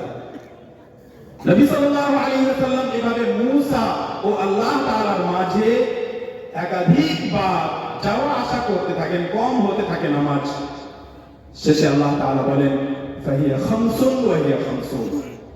নামাজ হলো 5টি কিন্তু 50টি। নামাজ হলো 5টি, পড়তে হবে 5টি, কিন্তু নেকি দেওয়া হবে 50টি। আল্লাহ তাআলা আমাদের উপর 5টি নামাজ ফরজ করে অন্যায় করেছেন? আমাদের কারো মনে হয় যে আল্লাহ তাআলা 5টি নামাজ ফরজ করে আমাদের উপর অন্যায় করেছেন? নাকি দয়া করেছেন? 5টি নামাজ পড়ে 50টি নামাজের সমান নেকি। আপনি জানেন একটি নামাজের নেকি? জানেন না। কিয়ামতের দিন যখন দেখবেন তখন না বুঝবেন। কিয়ামতের দিন দেখলেন যে অনেক নেকি, আর আপনি কিয়ামতের দিনের আগে পৃথিবীতে একটিও নামাজ পড়ে যাননি, তাহলে কি মনে হবে? যে আল্লাহ তাআলা আপনার উপরে কোনো অন্যায় করেননি। এটা তো হলো আল্লাহ তাআলার দয়ার বিষয়, যে আল্লাহ তাআলা 5টি নামাজ ফরজ করে 50 ওয়াক্ত নামাজ দিলেন, 50 ওয়াক্তের নেকি দিলেন। আল্লাহ সুবহানাহু ওয়া তাআলা কেন এমন করলেন? এই প্রশ্ন আসেনি কোনোদিন? কেন 5-এ কম করলেন? তিনি তো জানেন আগে থেকে যে 5 ওয়াক্তই ফরজ হবে, তাহলে 50 কেন করলেন? যাতে আমরা বুঝতে পারি যে আল্লাহ তাআলা আমাদের জন্য কত দয়ালু। প্রত্যেক যুবক ভাই যে নিজের রবের দয়ার কথা অন্তরের অন্তঃস্থলে অনুভব করবে, সে কখনো নামাজ থেকে দূরে থাকতে পারে না। প্রত্যেক যুবক ব্যক্তি, প্রত্যেক মানুষ যে আল্লাহ তাআলার দয়াকে একবার মনের মধ্যে অনুভব করেছে, সে আল্লাহ তাআলার এই বিধান নষ্ট করতে পারে না। এবার শুনুন, এটি যে হলো যে কেন নামাজ ফরজ হলো, এর আরো কারণ আছে। কেন 50 থেকে 5? এর আরো কারণ আছে। কিন্তু আসলে কেউ যদি নামাজ ছেড়ে দেয়, তার বিধান তো সবার জন্য জরুরি।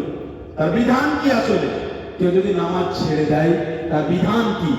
বিষয় অনেক পুরাতন, বিষয়টি অনেক পুরাতন। আপনার অবগতির জন্য বলি যে আজ পর্যন্ত বয়স 34 বছর, 20 বছর পড়াশোনা করা হয়েছে, তারপরে পড়াশোনার পরে শিক্ষকতা চলছে। আজ পর্যন্ত নামাজ ছেড়ে দিলে সে ব্যক্তির অবস্থা কি হবে আজ পর্যন্ত কথা বলিনি। কিন্তু আজ আপনাদেরকে এই ব্যাপারে কিছু শোনাতে চাই, কিছু বোঝাতে চাই, যা আপনি, আমার ধারণা যে আপনি পূর্বে ওইভাবে শুনেননি যেভাবে এখন শুনতে যাচ্ছেন। একজন ব্যক্তি যখন নামাজ ছাড়ে, তার অবস্থা কি কি হতে পারে? যদি একজন ব্যক্তি নামাজ এজন্য ছেড়েছে কারণ সে মানে না যে নামাজ তার উপরে ফরজ, তাহলে সে কাফের হবে, এবং এই বিষয়ে কোনো মতভেদ নেই। একজন ব্যক্তি যদি এই বিশ্বাস না রেখে যে নামাজ ফরজ, মানে না, সেই জন্য পড়ে না। একজনকে জিজ্ঞেস করলাম যে তুমি নামাজ পড়ো না কেন, নামাজ কি ফরজ নয়? সে বলল আমি জানি না যে ফরজ কি না। কি বলবেন? সে মানে না যে নামাজ ফরজ কিনা। কারণ তার না জানা ওজন নয়। সে কোন আটলান্টিক মহাসাগরে বসবাস করে না, সে মুসলিমদের মধ্যে বসবাস করে। সে কি অ্যান্টার্কটিকাতে আছে যেখানে কোনো মানুষই নেই? সে তো মুসলিমদের মধ্যে আছে। তার মানে সে জানে যে নামাজ ফরজ, কিন্তু সে মানেনি। যদি সত্যি না মানে, তাহলে স্পষ্টভাবে কাফির হবে। ওলামায়ে কেরামের মধ্যে কোনো মতভেদ নাই।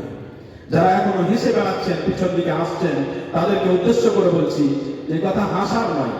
আপনার মধ্যে যদি একটু লজ্জা থাকে, তো এই কথা হাসার কথা নয়, কোনো হাসার কথা নয়। যে একজন ব্যক্তি নামাজ ছেড়ে কাফের হচ্ছে আর আপনাকে মজা লাগছে, আমি বুঝতে পারি না যে আপনার ভিতরে কি চলছে আসলে। আমরা হাসি ঠাট্টার কথা বলিনি, আমরা কোনো কমিটি করিনি। আপনি নিজের মনুষ্যত্বের প্রমাণ দেবেন এখানে। একজন ব্যক্তি যদি অস্বীকার করে মুসলিম সমাজের মধ্যে, যদি বলে যে আমি জানি না নামাজ ফরজ কিনা, কিংবা আমি মানি না যে নামাজ ফরজ, তাহলে সে কাফের হয়ে যাবে, তাহলে সে মুসলিম থাকবে না। আমরা ব্যাপকভাবে বলছি, নির্দিষ্ট করে ব্যক্তিকে বলিনি, কথা ভালোভাবে বুঝে যাবেন। আর এই কথাকে পরে আরো বিশ্লেষণ করছি। দ্বিতীয় অবস্থা, একজন ব্যক্তি নামাজকে মানে যে নামাজ আবশ্যক, নামাজ পড়তেই হবে, কিন্তু ওজর আছে, অসুস্থ, ঘুমিয়ে থেকে গিয়েছিল, কোন ওজর আছে। ওজর থেকে উদ্দেশ্য যেটাকে শরীয়ত ওজর মেনেছে, তাহলে আপনাকে জানতে হবে যে কোনটা ওজর, কোনটা শরীয়তের নজরে ওজর, কোনটা ওজর নয়। আপনার কাজ।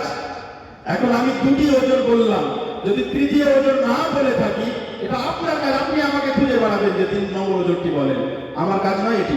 আমি তো আপনাকে বললাম যে দুটি ওজর আছে, আরো ওজর আছে। আপনার কাছে তৃতীয় নম্বর কোনো ওজর ঘটেছে, আপনি যখন প্রশ্ন করবেন, খুঁজবেন আমাকে, অন্য কোন আলেমকে খুঁজবেন যে এটা কি ওজর নাকি ওজর নয়। যদি ওজরের কারণে নামাজ ছাড়ে, তাহলে কোনো সমস্যাই নেই। একদিকে কাফের হয়ে যাবে যদি অস্বীকার করে যে নামাজ নাই, ফরজ নয়। আর একদিকে কোনো সমস্যাই নেই যদি বিশ্বাস করে কিন্তু ওজর আছে। মাঝখানে যেটা সমস্যা, সেটা আমাদের সমস্যা। ওই যে যারা হাসছে পিছনে, এদের সমস্যা, মাঝখানে সমস্যাটা। এই যে পিছনে হাসছে আর হাই তুলছে, কেন হাসছে? কারণ এটা ওদের সমস্যা। এখন ওদের কথা বলতে আসছে, সেটা হলো যে কোনো ব্যক্তি বিশ্বাস করে যে নামাজ ফরজ, কিন্তু ইচ্ছা করে নামাজ ছেড়ে দেয়। ছেড়ে দেওয়াকে বুঝেন। আমি নামাজ এই জন্য আমার ছুটে গেছে কারণ কালিয়াচকে বাজার করতে করতে খেয়াল করা হয় না, কিংবা দেরি হয়ে গেছে, গাড়িতে বসে গেছি, ভেবেছি বাড়িতে গিয়ে পড়ে নিব, নামাজ ছুটে গেছে। নামাজ ছুটা কাকে বলে আসলে? নামাজ ছুটার মানে হলো যে প্রত্যেক নামাজের নির্দিষ্ট সময় পেরিয়ে যাওয়া। ফজরের নামাজের সময় হলো সূর্য উদিত হওয়া, সূর্য উঠে গেছে আপনার নামাজ ছুটে গেছে। জোহরের নামাজের সময় আসরের আজান হওয়া, আসরের আজান হয়ে গেছে আপনার জোহর ছুটে গেছে। আসরের সময় হলো সূর্য ডুবতে ডুবতে যাচ্ছে এই অবস্থা হওয়া, সেই অবস্থা হয়েছে আপনার আসর ছুটে গেছে। মাগরিবের নামাজের সময় হলো যে লাল রং দেখা যায় সেই সময় পার হয়ে গেছে, লাল আর নেই, তখন আপনার মাগরিবের সময় পার হয়ে গেছে। এশার সময় হলো অর্ধেক রাত পর্যন্ত, অর্ধেক রাত পার হয়ে গেছে, এশার সময় শেষ হয়ে গেছে। কিন্তু এবার আপনি এখানে ফতোয়া বের করবেন না যে যেহেতু এশার নামাজ অর্ধেক রাত পর্যন্ত সময়, তাই মসজিদে যাওয়ার দরকার নেই। জি না, ইসলাম আসলে এত সহজ নয় যে আপনি বাড়িতে বসে বসে বুঝবেন না। ইসলামের জন্য কষ্ট করতে হবে, শেখার জন্য 10-15 বছর তো বাইরে থাকতে হবে, তারপরে কিছু বুঝতে পারবেন এক একটু করে। এখন অর্ধেক রাত পর্যন্ত সময়, কিন্তু তার জন্য যার উপরে জামাত ফরজ হয়নি, কিন্তু যার উপরে জামাত ফরজ, বাড়ির পাশে মসজিদ, ওর জন্য মসজিদে যাওয়া জরুরি। নবী সাল্লাল্লাহু বলেন যে আমার ইচ্ছে করে যে আমি একদিন অন্য কাউকে ইমাম বানিয়ে ওই বাড়িগুলোর দিকে যাই যেই বাড়ির মানুষ মসজিদে উপস্থিত হয় না, আর তার বাড়িকে আগুন দিয়ে জ্বালিয়ে দেয়। যথেষ্ট নয়? সুর লাগবে না গজল লাগবে? এটা যথেষ্ট নয়? নবীর কথা যথেষ্ট নয়?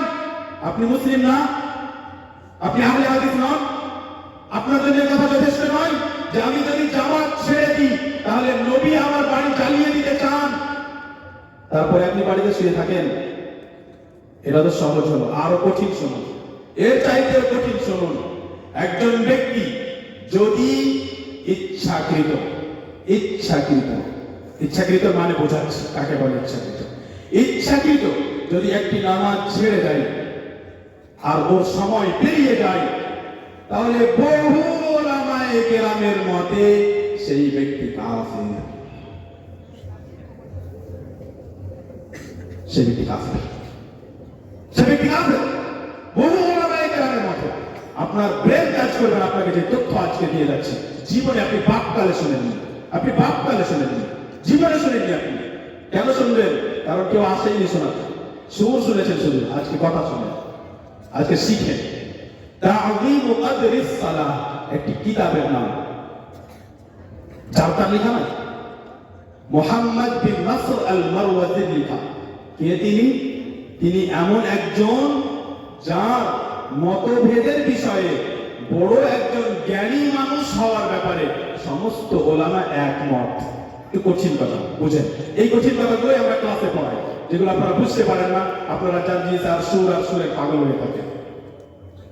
মুহাম্মদ বিন নাসর আল মারওয়াজি এমন একজন যার মতভেদের বিষয়ে, জ্ঞান রাখার ব্যাপারে সবচাইতে উঁচু হওয়ার বিষয়ে সমস্ত আলেম একমত, অর্থাৎ সমস্ত ওলামা একমত যে মুহাম্মদ বিন নাসর আল মারওয়াজি মতভেদের বিষয়ে সবচাইতে বেশি জ্ঞান রাখে। আচ্ছা, তার কিতাবের নাম তা'যীমু কদরিস সালাহ, সালাতের সম্মান বাড়ানো। ইবনে হাজম রাহিমাহুল্লাহ এমন একজন যিনি কোন ইমামের অনুসরণের কথা বলেন না, কারো অনুসরণ করতে হবে না। তিনি পর্যন্ত বলেন যে যদি কারো অনুসরণ করা যেত তাহলে মুহাম্মদ বিন নাসর আল মারওয়াজির করা যেত, কারণ তার মতো কেউ মতভেদ সম্পর্কে জ্ঞান রাখে না। কেন এই কথা বললাম? মজার জন্য নয়, এই কথা এই জন্য বললাম যে এখন মুহাম্মদ বিন নাসর আল মারওয়াজি যে কথা বলবেন সেটার মূল্য বোঝার জন্য, যে তিনি কে সেটা জানলেন। এবার তার কথা শুনুন।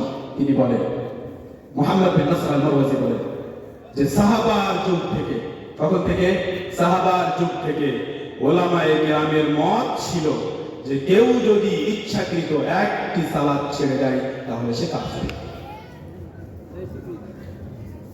সাহাবার যুগ থেকে ওলামার মত ছিল, কোন মতভেদ উল্লেখ করেননি, কেউ যদি একটি সালাত ছেড়ে দেয় তাহলে সে কাফির। আমি আপনাকে বোঝাই ছাড়ার মানে কি। ছাড়ার মানে হলো যে জোহরের আজান হচ্ছে আর আমার নিয়ত নাই যে আমি জোহর পড়বো, এটা হলো ছাড়া। ছাড়ার মানে এটা নয় যে জোহর পড়বো, আমি প্রত্যেকদিন পড়ি, আজকেও পড়বো, কোনো কারণে লেট হয়ে গেছে, কোনো কারণে আসরের সময় হয়তো হয়ে গেছে, সেটা নয়। যদিও সেটাও সাংঘাতিক, ফাওয়াইলুল লিল মুসাল্লিনের মধ্যে আসলে তাদের জন্য জাহান্নামের শাস্তি, কিন্তু সেটা এখানে উদ্দেশ্য নয়। এখানে উদ্দেশ্য হলো যে আমরা যেভাবে ছাড়ি, যে জুমার নামাজ পড়ে যখন বের হলাম তখন নিয়ত হলো যে সামনে জুমা পড়বো, তখন নিয়ত হলো সামনে জুমা পড়বো। এই ব্যক্তিদের ব্যাপারে কাদের ফতোয়া শোনালাম? বহু ওলামায়ে কেরামের সিদ্ধান্ত যে এরা মুসলিম থাকবে না। ঘুরে বেড়ান আপনি, খুব মজা করেন, খুব মজা করেন আপনি। আপনি ভাবেন যে আমি আহলে হাদিস, আহলে হাদিস, আহলে হাদিস। আপনি ভাবেন যে লা ইলাহা ইল্লাল্লাহ বলেছি জান্নাতে যাব। কে বললো আপনাকে? কে বলেছে? আপনার বাড়ির কোন মানুষের আপনার নিজের মন মতো বিশ্লেষণ হবে? জি না, জি না। কে আপনি? হু আর ইউ যে আপনার মন মতো বিশ্লেষণ হবে? আপনি মনে করলেন যে লা ইলাহা ইল্লাল্লাহ বললে জান্নাতে যাব। কোথায়, কোন যুগে, কোন মাওলানা সাহেবের কাছে একটি শুনেছিলেন যে লা ইলাহা ইল্লাল্লাহ বললে জান্নাতে যাবে? বুঝেননি তো কোনোদিন। আপনার মাওলানাই আসলে জানতো কিনা লা ইলাহা ইল্লাল্লাহ বিষয়টা? কে জানে? কে দায়িত্ব নেবে? লা ইলাহা ইল্লাল্লাহ বলে জান্নাতে চলে যাবেন, তার অর্থ আছে। লা ইলাহা ইল্লাল্লাহ বলে লা ইলাহা ইল্লাল্লাহ শর্ত পূরণ করলে জান্নাতে যাবেন। লা ইলাহা ইল্লাল্লাহ বললাম কিন্তু বিশ্বাস করলাম না, জানেন? লা ইলাহা ইল্লাল্লাহ বললাম কিন্তু লা ইলাহের মানে যে আল্লাহ তাআলা ছাড়া কোনো সৃষ্টিকর, আল্লাহ তাআলা ছাড়া কোনো মাবুদ নেই, এটা মানলাম না। হলো না তো লা ইলাহা ইল্লাল্লাহ মানা আসলে। লা ইলাহা ইল্লাল্লাহ মানা, সেজন্য বললাম যে লা ইলাহা ইল্লাল্লাহ 8টি শর্ত আছে। এতদিন পর্যন্ত আপনি জানেন না, আপনাকে বলবো না আজকে আমি। আপনি যান যাদের কাছে সুর শিখেন, সুর শুনেন, তাদেরকে জিজ্ঞেস করে তাদের কাছ থেকে শুনেন, যান আপনি, বলবো না আপনাকে। লা ইলাহা ইল্লাল্লাহ শুধু বলে দেওয়া যথেষ্ট নয়। যদি যথেষ্ট হতো তাহলে লা ইলাহা ইল্লাল্লাহ এর যে হাদিস, সেই হাদিস এই উলামা জানতেন। আরো কঠিন কথা শুনেন, আব্দুল্লাহ ইবনে শাকিক, আব্দুল্লাহ ইবনে শাকিক, হাদিসটি তিরমিজিতে। আর হাদিস মানে এটি একজন সাহাবীর কথা, আর তাকেও হাদিস বলা হয়, কিন্তু বলা হয় হাদিস মাওকুফ, নবী সাল্লাল্লাহু আলাইহি ওয়াসাল্লামের কথা নয়। কিন্তু সাহাবীর যে কথা, সেই কথাটি তো শুনবেন আগে যে কি কথা। আব্দুল্লাহ ইবনে শাকিক ইনি তাবেঈ, ইনি বলেন কানা আসহাবু রাসূলিল্লাহি সাল্লাল্লাহু আলাইহি ওয়াসাল্লাম লা ইয়ারাউনা শাইআন মিনাল আ'মালি তারকুহু কুফর গায়রা সালাত।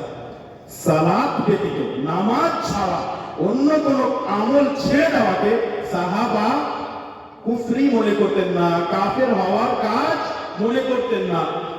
মানে কি? মানে হলো যে কেউ অন্য কোনো কাজ ছেড়ে দিয়েছে, ধরেন কোরআন পড়ে না, ধরেন কেউ যাকাত দিচ্ছে না, অন্য কোনো কাজ আমল ছেড়ে দিয়েছে ইসলামের, সেটাকে তারা মনে করতেন না যে এর কারণে কাফের হবে। কিন্তু সমস্ত সাহাবা কেউ নামাজ ছেড়ে দিলে কাফের মনে করতেন। আপনার কি মনে হয় সাহাবার মধ্যে কেউ ছিল যে নামাজ ছেড়েছে? জি না। যারা মুনাফিক তারাও তো করতো। আর নবী সাল্লাল্লাহু আলাইহি ওয়াসাল্লামকে যখন বলা হতো যে হে নবী সাল্লাল্লাহু মুনাফিকদেরকে মারছেন না কেন, হত্যা করছেন না কেন, তখন তিনি বলতেন নুহিতু আন কাতিলিল মুসাল্লিন, যারা নামাজ পড়ে ওদেরকে হত্যা করতে আমাকে নিষেধ করা হয়েছে। আর এরা নামাজ পড়ে। মুনাফিক যার স্তর কাফেরের চাইতেও নিচু, কারণ এরা নবীকে বিশ্বাসই করেনি, মুখে বলেছে যে নবী, কিন্তু বিশ্বাস করেনি। তাকেও নবী সাল্লাল্লাহু আলাইহি ওয়াসাল্লাম এই জন্য হত্যা করেননি কারণ সে নামাজ পড়তো। গুরুত্ব বুঝতে পারছেন আপনি? কথা কি বুঝতে পারছেন? আমি কি বুঝাতে পারছি? মুনাফিক হওয়ার পরেও এই জন্য তাকে হত্যা করা হলো না কারণ নামাজ পড়ে, যদিও তার নামাজের কোনো গন্তিই নাই, যদিও তার নামাজ গণ্যই হবে না, তবুও সে এই জন্য বেঁচে গেল নবী সাল্লাল্লাহু আলাইহি ওয়াসাল্লামের হত্যা থেকে, কারণ তারা নামাজ পড়তো। সেই জন্য মসজিদে খাইফ, মসজিদে খাইফ কাবা শরীফ থেকে অল্প দূরে মেনায় একটি মসজিদ যার নাম মসজিদে খাইফ, সেখানে থাকতে হয় যারা হজ করতে যায় তাদেরকে। সেই মসজিদে খাইফে নবী সাল্লাল্লাহু আলাইহি ওয়াসাল্লাম একদিন নামাজ পড়লেন, আর দেখলেন যে দুজন মানুষ জামাতে শরীক হয়নি, বসে আছে। নবী সাল্লাল্লাহু কি বললেন? নবী সাল্লাল্লাহু বললেন যে তোমরা দুজন মুসলমান নাও, তোমরা দুজন মুসলিম নাও। মানে কি? মানে নবী সাল্লাল্লাহু আলাইহি ওয়াসাল্লামের যুগে কোন ব্যক্তি মুসলমান হবে আর নামাজ পড়বে না, এটা কল্পিতই ছিল, এর কল্পনাই ছিল না যে মুসলিম হবে নামাজ পড়বে না। আরো শুনুন, ওমর রাদিয়াল্লাহু আনহু বলেন লা হাযযা লিআহাদিন ফিল ইসলামি গায়য়া as-সালাহ। কোন এমন ব্যক্তি যে নামাজ নষ্ট করে তার ইসলামে কোনো অংশই নেই। আপনার কি মনে হয় ওমর রাদিয়াল্লাহু আনহু জীবিত থাকলে সবার গলা নিচে পড়ে থাকতে হবে। এই যে বেনামাজি ঘুরে বেড়াচ্ছে যেগুলো, এই যে ইহুদি খ্রিস্টানের মতো যেগুলো ঘুরে বেড়াচ্ছে, যাদেরকে দেখে বিশ্রী লাগে, যাদেরকে দেখে আমাদের চোখের অসুবিধা হয়, যাদেরকে দেখে আমাদের ব্রেনের অসুবিধা হয়, যে কেমন মানুষ এগুলো, কি করে এরা, কিভাবে বসে থাকে মসজিদে সালাত চলে, এই মানুষগুলোর মাথা ঘাড়ের উপরে থাকতো না, মাটিতে পড়ে থাকতো। কে থাকলে? ওমর রাদিয়াল্লাহু আনহু থাকলে আমরা কল্পনা করে বললাম। আপনার কি মনে হয়? আপনাদের কি মনে হয়? একজন সাহাবী হাতিব বিন আবি বালতা কোন অজুহাতের কারণে চিঠি লিখে মক্কাবাসীদেরকে জানিয়েছেন যে নবী সাল্লাল্লাহু আলাইহি ওয়াসাল্লাম তোমাদের সাথে যুদ্ধ করতে আসছে। ওমর রাদিয়াল্লাহু আনহু বলছেন, হে নবী সাল্লাম, আপনি আমাকে বলুন এর গলা উড়িয়ে দিই। কে তিনি? সাহাবী। সাহাবী বদরের যুদ্ধে অংশ নিয়েছেন, বদরের যুদ্ধে যাদের বিশেষ ফজিলত ছিল। ওমর কি বলেন? এর গলা উড়িয়ে দিন, নবী সাল্লাম অনুমতি দেন। ভাবতে পারছেন আপনি? এই যে বেনামাজি যারা নামাজ ছেড়ে ঘুরে বেড়াচ্ছে, কি অবস্থা হবে? এটা তো অন্য একটা বিষয়, কিন্তু আপনাকে বিধান শুনিয়ে যাই যে একজন মানুষ যে এই নিয়ত করলো যে আজ আমি জোহর পড়বো না, সেই ব্যক্তি বহু ওলামায়ে কেরামের সিদ্ধান্ত অনুযায়ী, বিশ্লেষণ অনুযায়ী মুসলিম থাকবে না। জি, সে মুসলিম থাকবে না। আপনি মনে করেন যে আপনি মুসলিম, কিন্তু থাকবে না। এখন বললেন যে আমার ফতোয়া কি? আমি ফতোয়া দেইনি আপনাকে, আমি আপনাকে ফতোয়া দেইনি। আপনি ভালোভাবে মুখস্থ করে যান যে বহু ওলামায়ে কেরামের বিশ্লেষণ হলো যে যেই ব্যক্তি একটি নামাজ ইচ্ছাকৃত ছেড়ে দিয়েছে, সে বুঝেইনি, মনেই করেনি যে আমি নামাজটি পড়বো, সে কাফের। এটা কি সহজ কথা? আপনি ছাড়বেন কালকে ফজরের নামাজ? আমি যখন একজনকে এই কথা শোনালাম, সে এত ভয়ে ভীত যে মনে হচ্ছে আর একটি নামাজ একটু লেটও করা যাবে। আমার আপনার কাছে প্রশ্ন হলো, আপনি খুব জ্ঞানী মানুষ, খুব শিক্ষিত, পোশাক খুব ভালো পড়তে জানেন, বাড়ি খুব সুন্দর, গাড়ি চকচকে, আর আপনি বুলেটে ঘুরেন, আপনি বুলেটে ঘুরেন, আর ব্যাংকে অনেক পয়সা, আর আপনি জোহর ছাড়েন, আসর ছাড়েন, মাগরিব ছাড়েন, আর ওই অবস্থায় মারা গেলেন। বহু ওলামায়ে কেরামের বিশ্লেষণে আপনি কাফের হয়ে মারা গেলেন। কি হবে কিয়ামতের দিন? যা কাফেরদের সাথে হবে। আমি আপনাকে ধরে, আপনার নাম ধরে আপনাকে বললাম না কিছু, বলবো না কিছু, কিন্তু আপনি নিজের ব্যাপারে ভাববেন না। মানে আপনি এত, আপনার জ্ঞান নাই, এত জ্ঞান শূন্য আপনি, যে নিজের ব্যাপারে ভাববেন না যে আপনি যেটা করছেন সেটা কি আসলে কাফের হওয়ার কারণ, নাকি আমি মুসলিম আছি, নাকি কাফের হয়ে গেছি। আজকের পর যারা এখানে উপস্থিত আর যারা আমাদের এই কথা শুনবে, এই ধরনের কোন নারী, কোন পুরুষের কাছে কোন অজুহাত থাকবে না যে হে আল্লাহ, আমি জানতাম না যে নামাজ ছেড়ে দিলে কেউ কাফের হয়ে যায়, বলতে পারবেন না। একে আরবিতে কি বলেন জানেন? একে আরবিতে বলে কিয়ামুল হুজ্জাহ। হুজ্জাত প্রমাণ কারো বিপক্ষে চলে আসে। আপনার বিপক্ষে প্রমাণ চলে এসেছে, আপনি জেনে নিয়েছেন এবার যে আমি যদি একটি নামাজ ছেড়ে দিই তাহলে আমি মুসলিম নই। এখন আপনি যদি এই কথা না বুঝে থাকেন তাহলে আপনি আমাকে জিজ্ঞেস করবেন, বোঝার চেষ্টা করবেন। আর আমরা বললাম যে বহু ওলামার এই হলো বিশ্লেষণ। তাহলে আপনার ভয় হয় না মনে? এই বহু ওলামার যে বিশ্লেষণ, কিয়ামতের দিন আপনি আল্লাহ তাআলার সামনে উঠলেন আর ওই বিশ্লেষণ সঠিক, আর আল্লাহ তাআলা বললেন তোমরা তো কাফের, যাও জাহান্নামে। যাদেরকে হিন্দু মনে করতে আর দেখে খুশি হতে যে এরা তো হিন্দু, এরা তো জাহান্নামে পড়বে, আমি তো একদিন না একদিন জান্নাতে যাবো। দেখা গেল যে না, নামাজের কারণে আপনি ওদের মধ্যে, কেমন লাগবে? কি বলবেন তখন? ফিরে আসতে চাইবেন? চান ফিরে আসতে? দেখবেন কি হয় তখন। আমার মনে হয় যে একজন জ্ঞানী মানুষ এই কথা শোনার পরেও নামাজ পড়বে না, অসম্ভব। যাকাত, যাকাতের আগে সিয়াম, রোজা। রোজাকেও কিছু আলেম ওলামা রোজা বলতে নিষেধ করেন, আমরা আপনাদের বোঝানোর জন্য বলি রোজা, সিয়াম। নবী সাল্লাল্লাহু আলাইহি ওয়াসাল্লাম যে মেরাজে গিয়েছিলেন, সেই মেরাজে এটাও দেখলেন, তিনি বললেন ফাইদা আনা বিকাউমিন মুআল্লাকা বিআরাকিবিহিম মুশাক্কাকাতান আশদাকুহুম তাসিলু আশদাকুহুম দাম। নবী সাল্লাল্লাহু আলাইহি ওয়াসাল্লাম বললেন যে আমি হঠাৎ দেখলাম যে কিছু মানুষকে উল্টা করে তাদের পায়ে কিছু বেঁধে ঝুলিয়ে রাখা হয়েছে, উল্টা করে ঝুলিয়ে রাখা হয়েছে, আর ডান দিক আর বাম দিক মুখের ফেড়ে দেওয়া হচ্ছে, আর রক্ত ঝরঝর করে ঝরে যাচ্ছে। কি করে রাখা হয়েছে? উল্টে রাখা হয়েছে, আর মুখ ফেড়ে দেওয়া হয়েছে, ডান দিক বাম দিক ফাড়া হচ্ছে বারবার, আর তার মুখ দিয়ে রক্ত ঝরে যাচ্ছে। আমি জিজ্ঞেস করলাম যে এরা কারা? জিবরিল আলাইহিস সালাম বললেন, ইফতিরুনা ক্বাবলা তাহিল্লাতি সাওমিহিম, এরা হলো তারা যারা রোজা রাখতো কিন্তু রোজা ইফতারের সময় হওয়ার আগেই রোজা ইফতার করত। উঠে পালিয়ে যায়েন না, আর 10 মিনিট বসুন, কিছু লাভ উপকার করে যায়। যেই ব্যক্তি এখন থেকে নিয়ত করে বসে আছে যে রমজানে রোজা রাখবো, আমি কি অতই বোকা না খেয়ে থাকবো, আমি কি অতই বোকা, আমার কি বাড়িতে খেতে নেই, সব কথা নাকি মানুষ বলে, শুনেছি মাঝে মধ্যে। এলাকায় সেরকম থাকা হয়নি, কিন্তু মাঝে মধ্যে শুনেছি যে মানুষ এরকম বলে যে আমরা কি অতই বোকা, আমরা কি অতই করি যে না খেয়ে থাকবো রমজান মাসে। জুমার সালাত পড়ে আসি, আর এক বাড়িতে দেখি যে দাও দাও করে আগুন জ্বলছে, ছাদের উপর দিয়ে ধোঁয়া বের হচ্ছে। দুপুরবেলা, জুমার সময় দুপুরবেলা ধোঁয়া বের হচ্ছে। কেন? এই বাড়ির মানুষ নাকি রোজা রাখে না। ওদের জন্য এই হাদিস। যারা রোজা রাখতো কিন্তু রোজা ইফতার হওয়ার সময়ের পূর্বেই তারা ইফতার করে ফেলতো, তাই তাদেরকে এভাবে উল্টা ঝুলিয়ে রাখা হয়েছে এবং তাদের কষাকে ছিঁড়ে ফাড়া হচ্ছে, আর রক্ত ঝরঝর করে বয়ে যাচ্ছে। এবার আপনি আমার চাইতে এই হাদিস বেশি বুঝবেন যে কেউ যদি রোজা নাই রাখে একেবারে, তার শাস্তি কি হবে? কঠিন হবে না সহজ হবে এর চাইতে? তাহলে আপনারাও হাদিস বুঝেন, আপনারাও হাদিস বুঝেন। একে বলা হয় আল আউলা, কিয়াসুল আউলা।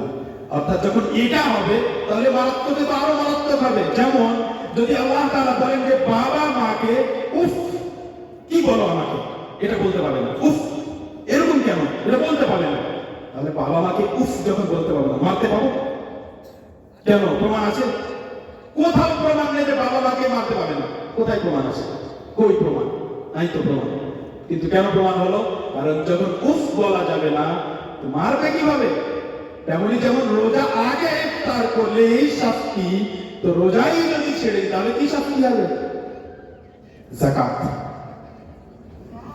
আল্লাহ সুবহানাহু ওয়া তাআলা বলেন, والذين يكنزون الذهب والفضة ولا ينفقونها في سبيل الله فبشرهم بعذاب أليم يوم يحمى عليها في نار جهنم فتكوى بها جباههم وجنوبهم وظهورهم।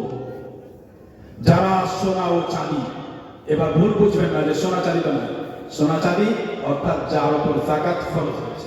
আর এখন আপনার অবগতির জন্য বলি যে সোনা চাঁদির জায়গা স্থানে টাকা পয়সা, সোনা চাঁদি টাকা পয়সা যারা জমা করে রাখে, খরচ করে না, যাকাত ওয়াজিব হয়ে গেছে, যাকাত ফরজ হয়ে গেছে, কিন্তু জানার চেষ্টাই করেনি যে কত পরিমাণ পয়সা হলে যাকাত খরচ হয়, আমার দোকানে কত পরিমাণ সামান থাকলে যাকাত খরচ হবে, আমার দোকানের যাকাত আমি কিভাবে দেব, জানার চেষ্টাই করেনি, যাকাত খরচ হয়ে গেছে।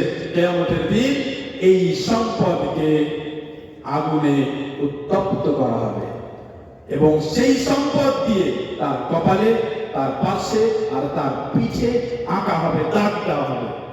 সে সম্পদ দিয়ে তার চিহ্ন দেওয়া হবে তার কপালে, তার পাশে এবং তার পিঠে।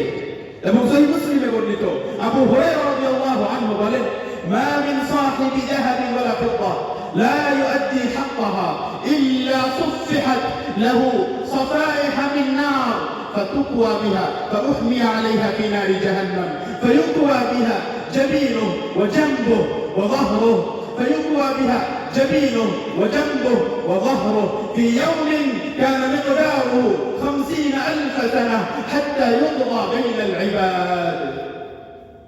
প্রত্যেক সেই ব্যক্তির জন্য যে যাকাত আদায় করে, কিয়ামতের দিন যারা সোনা পয়সা টাকা জমা করে রেখেছে, এই সোনা ও চাঁদি থেকে, সহিহ মুসলিমের হাদিস, এই সোনা ও চাঁদি থেকে চাদর তৈরি করা হবে, পাতলা চাদর, শীট যাকে বলে, যেমন টিনের পাতলা শীট হয়, চাদর হয়।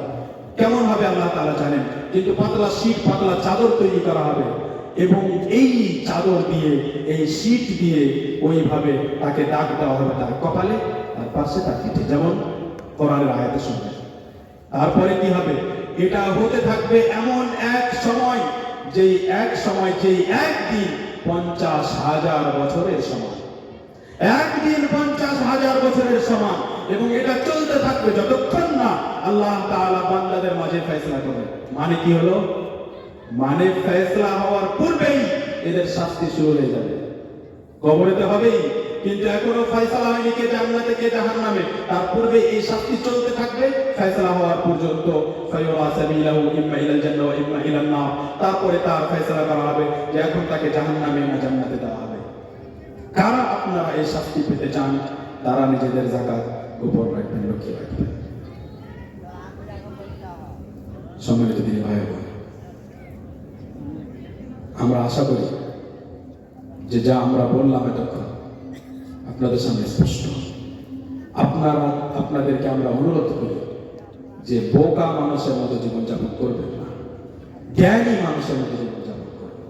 ছেলে মেয়েকে জ্ঞানী করুন, বিচক্ষণ করুন, চোখ হাতুনি করুন, ভেড়া তৈরি করবেন, চোখ হাতুনি করবেন। গরু ছাগলের মতো না পড়া, চোখা হয়ে বড় হয়। প্রত্যেকটা কথা যাচাই বাছাই করে, যার তার কথা গ্রহণ না করে, যেটা সেটাকে গ্রহণ না করে, এবং বিচক্ষণ হয়ে বড় হয়, তিনি শিক্ষা নিয়ে বড় হয়। সকালে যখন উঠেন তখন কানে আস্তে আস্তে আপনার 10 বছর বয়সী ছেলের কোরআন তেলাওয়াত যখন আসবে, আপনি কি আনন্দ পাবেন তা আমি শব্দে প্রকাশ করতে পারবো না। আপনার 12 বছর বয়সী ছেলে যখন আপনার সামনে তারাবির সালাত পড়াবে, সেই আওয়াজ শুনে কিভাবে আপনার মন ভরে যাবে আমি বলে বোঝাতে পারবো না। কিয়ামতের দিন আপনি আপনার ছেলেকে হাফেজ তৈরি করেছেন, তাই যখন আপনাকে বিশেষ পোশাক দিয়ে আল্লাহ তাআলা সম্মানিত করবেন, তখন আপনার আনন্দের ঠিকানা থাকবে না। আমি তা বোঝাতে পারবো না, আমি বোঝাতে পারি না আপনাকে। আমি বোঝাতে অক্ষম যে আপনি একটি অক্ষর পড়ে 10, 70, 700 অগণন নেকি পাচ্ছেন, কিন্তু আজও আপনি কোরআনই কিনেননি, আজও আপনি কোরআনও পড়তে শিখেননি, আজও আপনি কোরআন পড়েন না। আমি আপনাকে বোঝাতে অক্ষম যে কিভাবে আপনি এই কোরআন থেকে দূরে সরে আছেন। ওই যে চিন্তাধারা, ওই যে সেই মানুষগুলো বলতো যে কোরআন ও হাদিস পড়তে পাঠাবে, এ তো গরিবদের পড়াশোনা, এ তো ফকিরদের পড়া, সব পুরাতন হয়ে গেছে, কোনো মূল্য নেই।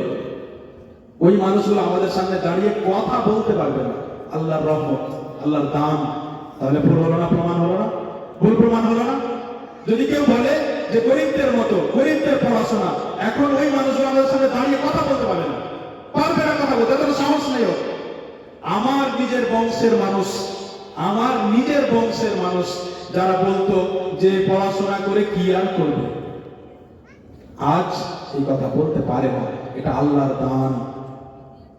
যেদিন আল্লাহ তাআলা আমাদের মতো একজন সাধারণ মানুষকে গোপালনগরের মতো এক জঙ্গলে থাকা ইন্ডিয়ার শেষ এক জায়গা হতে যেদিন সোজা উড়িয়ে নিয়ে চলে গেলেন মদিনা মুনাওয়ারা, সেদিনই শেষ হয়ে গেছে ওই ঝামেলা, সেদিনই শেষ হয়ে গেছে ওই গরিব হয়ে পড়া আর গরিবের পড়া। তখন শেষ হয়ে গেছে বিনা পয়সাতে, একটা পয়সা খরচ না করে সোজা উড়ে মদিনা মুনাওয়ারা 10 বছর ধরে আসা যাওয়া ফ্রিতে। সেই জন্য বলি এবং আল্লাহর শুকর আদায় করি। আর শুকর আদায় করার জন্যই আসলে বললাম যে আমার এক একটি সকাল, এক একটি সন্ধ্যা মদিনায় আপনার পুরো জীবনের চাইতে আমার কাছে মূল্যবান। যদি আপনি দিনদার না হন, যদি আপনি নেক ও সৎ না হন, যদি আপনি বড় কোনো যোগ্য আলেম না হন, এমনি সাধারণ মানুষ আর খুব পয়সা আছে, অহংকারী আপনি, হঠকারী আপনি, গোড়ামি আপনার মধ্যে, আর আপনি মনে করেন যে আমি বড়, মাওলানা সাহেব আমার চাকর, যাদেরকে আপনি সেটা মনে করে রেখেছেন সেটা তাদের বিষয়। কিন্তু আলহামদুলিল্লাহ এরকম করবো না। যদি না খেতে পাই, যদি কোথাও কাজ না পাই, যদি কেউ কাজের জন্য না ডাকে, যদি কেউ আমাকে না ডাকে, আর কোনো খাবার না পাই, আপনার কারণে আপনার অপমান সহ্য করে আপনার জায়গায় থাকবো, ইনশাআল্লাহ থাকবো না। অপমান সহ্য না করে নিজের ইলমকে মর্যাদা দিয়ে নিজেকে সম্মানিত রেখে না খেয়ে মৃত্যুবরণ করব এবং মনে করব যে এটাই আমার জীবনের শেষ মুহূর্ত ছিল, এভাবেই আমার মৃত্যু লেখা ছিল, তাই মৃত্যুবরণ করেছি। এই বিশ্বাসের সাথে ছোট থেকে যারা বড় হবে তাদেরকে কখনো আপনি মাথা নত করাতে পারবেন না। তাদেরকে কখনো আপনি নতজানু করতে পারবেন না, সম্ভব নয়। আজ এসব কথা শোনার পর আমি আশা করব যে সবাই নিজেকে পরিবর্তন করার চেষ্টা করবেন, পরিবর্তন করবেন। আপনাদের জন্য দোয়া থাকলো, আল্লাহ তাআলা আপনাদেরকে তৌফিক দান করুন, হেদায়েত দান করুন। পরিবর্তন করবেন না, যেরকম ছিলেন তেমন থাকবে। কোরআনের স্পষ্ট আয়াত যে অন্য কেউ পথভ্রষ্ট হলে আপনার কোনো ক্ষতি হবে না। ইয়া আইয়ুহাল্লাযীনা আমানু আলাইকুম আনফুসাকুম লা ইয়াদুররুকুম মান দাল্লা ইযা ইহতাদাইতুম। তোমরা যদি হেদায়েত পেয়ে যাও, কে পথভ্রষ্ট হয়েছে, কে অন্যদিকে চলে গেল, কোনো সমস্যা নেই, আপনি ঠিক হন। আজকে যারা আমরা এখানে বসে আছি, এই প্রত্যেক ব্যক্তি যদি আজ থেকে ঠিক হয়ে যায়, বাকি গ্রামের মানুষ কি করছে আপনার দেখার কোনো প্রয়োজন নেই। আপনি দাওয়াত দিবেন, তাদের জন্য দোয়া করবেন এবং তাদের জন্য ভালোবাসা রাখবেন, কিন্তু তারা আপনার কোনো ক্ষতি করতে পারবে না। কে কিভাবে পড়াশোনা করলো, কে কি শিখলো, কে ভুলভাল বুঝিয়ে গেল, সেটা তার সমস্যা। কিন্তু আপনি নিজে আপনার ছেলেকে বড় যোগ্য আলেম তৈরি করবেন, যারা ভুলভাল বলে যাবে তাদের কান ঘুরিয়ে তাদেরকে যখন শিক্ষা দেবে, তখন আপনাকেও ভালো লাগবে এবং সমাজে বিভ্রান্তি ছড়াবে ইনশাআল্লাহ। ভুল জিনিস কখনো ফেমাস হবে না। একটি লাইন বলা হয়, রব্বা শুহরাতিন লা আসলাহা। কিছু খ্যাতি এমন আছে যার কোনো ভিত্তি নাই, এমনিতেই ফেমাস হয়ে বসে আছে। আর সাধারণত ভালো জিনিস ফেমাস হয়ে যায়।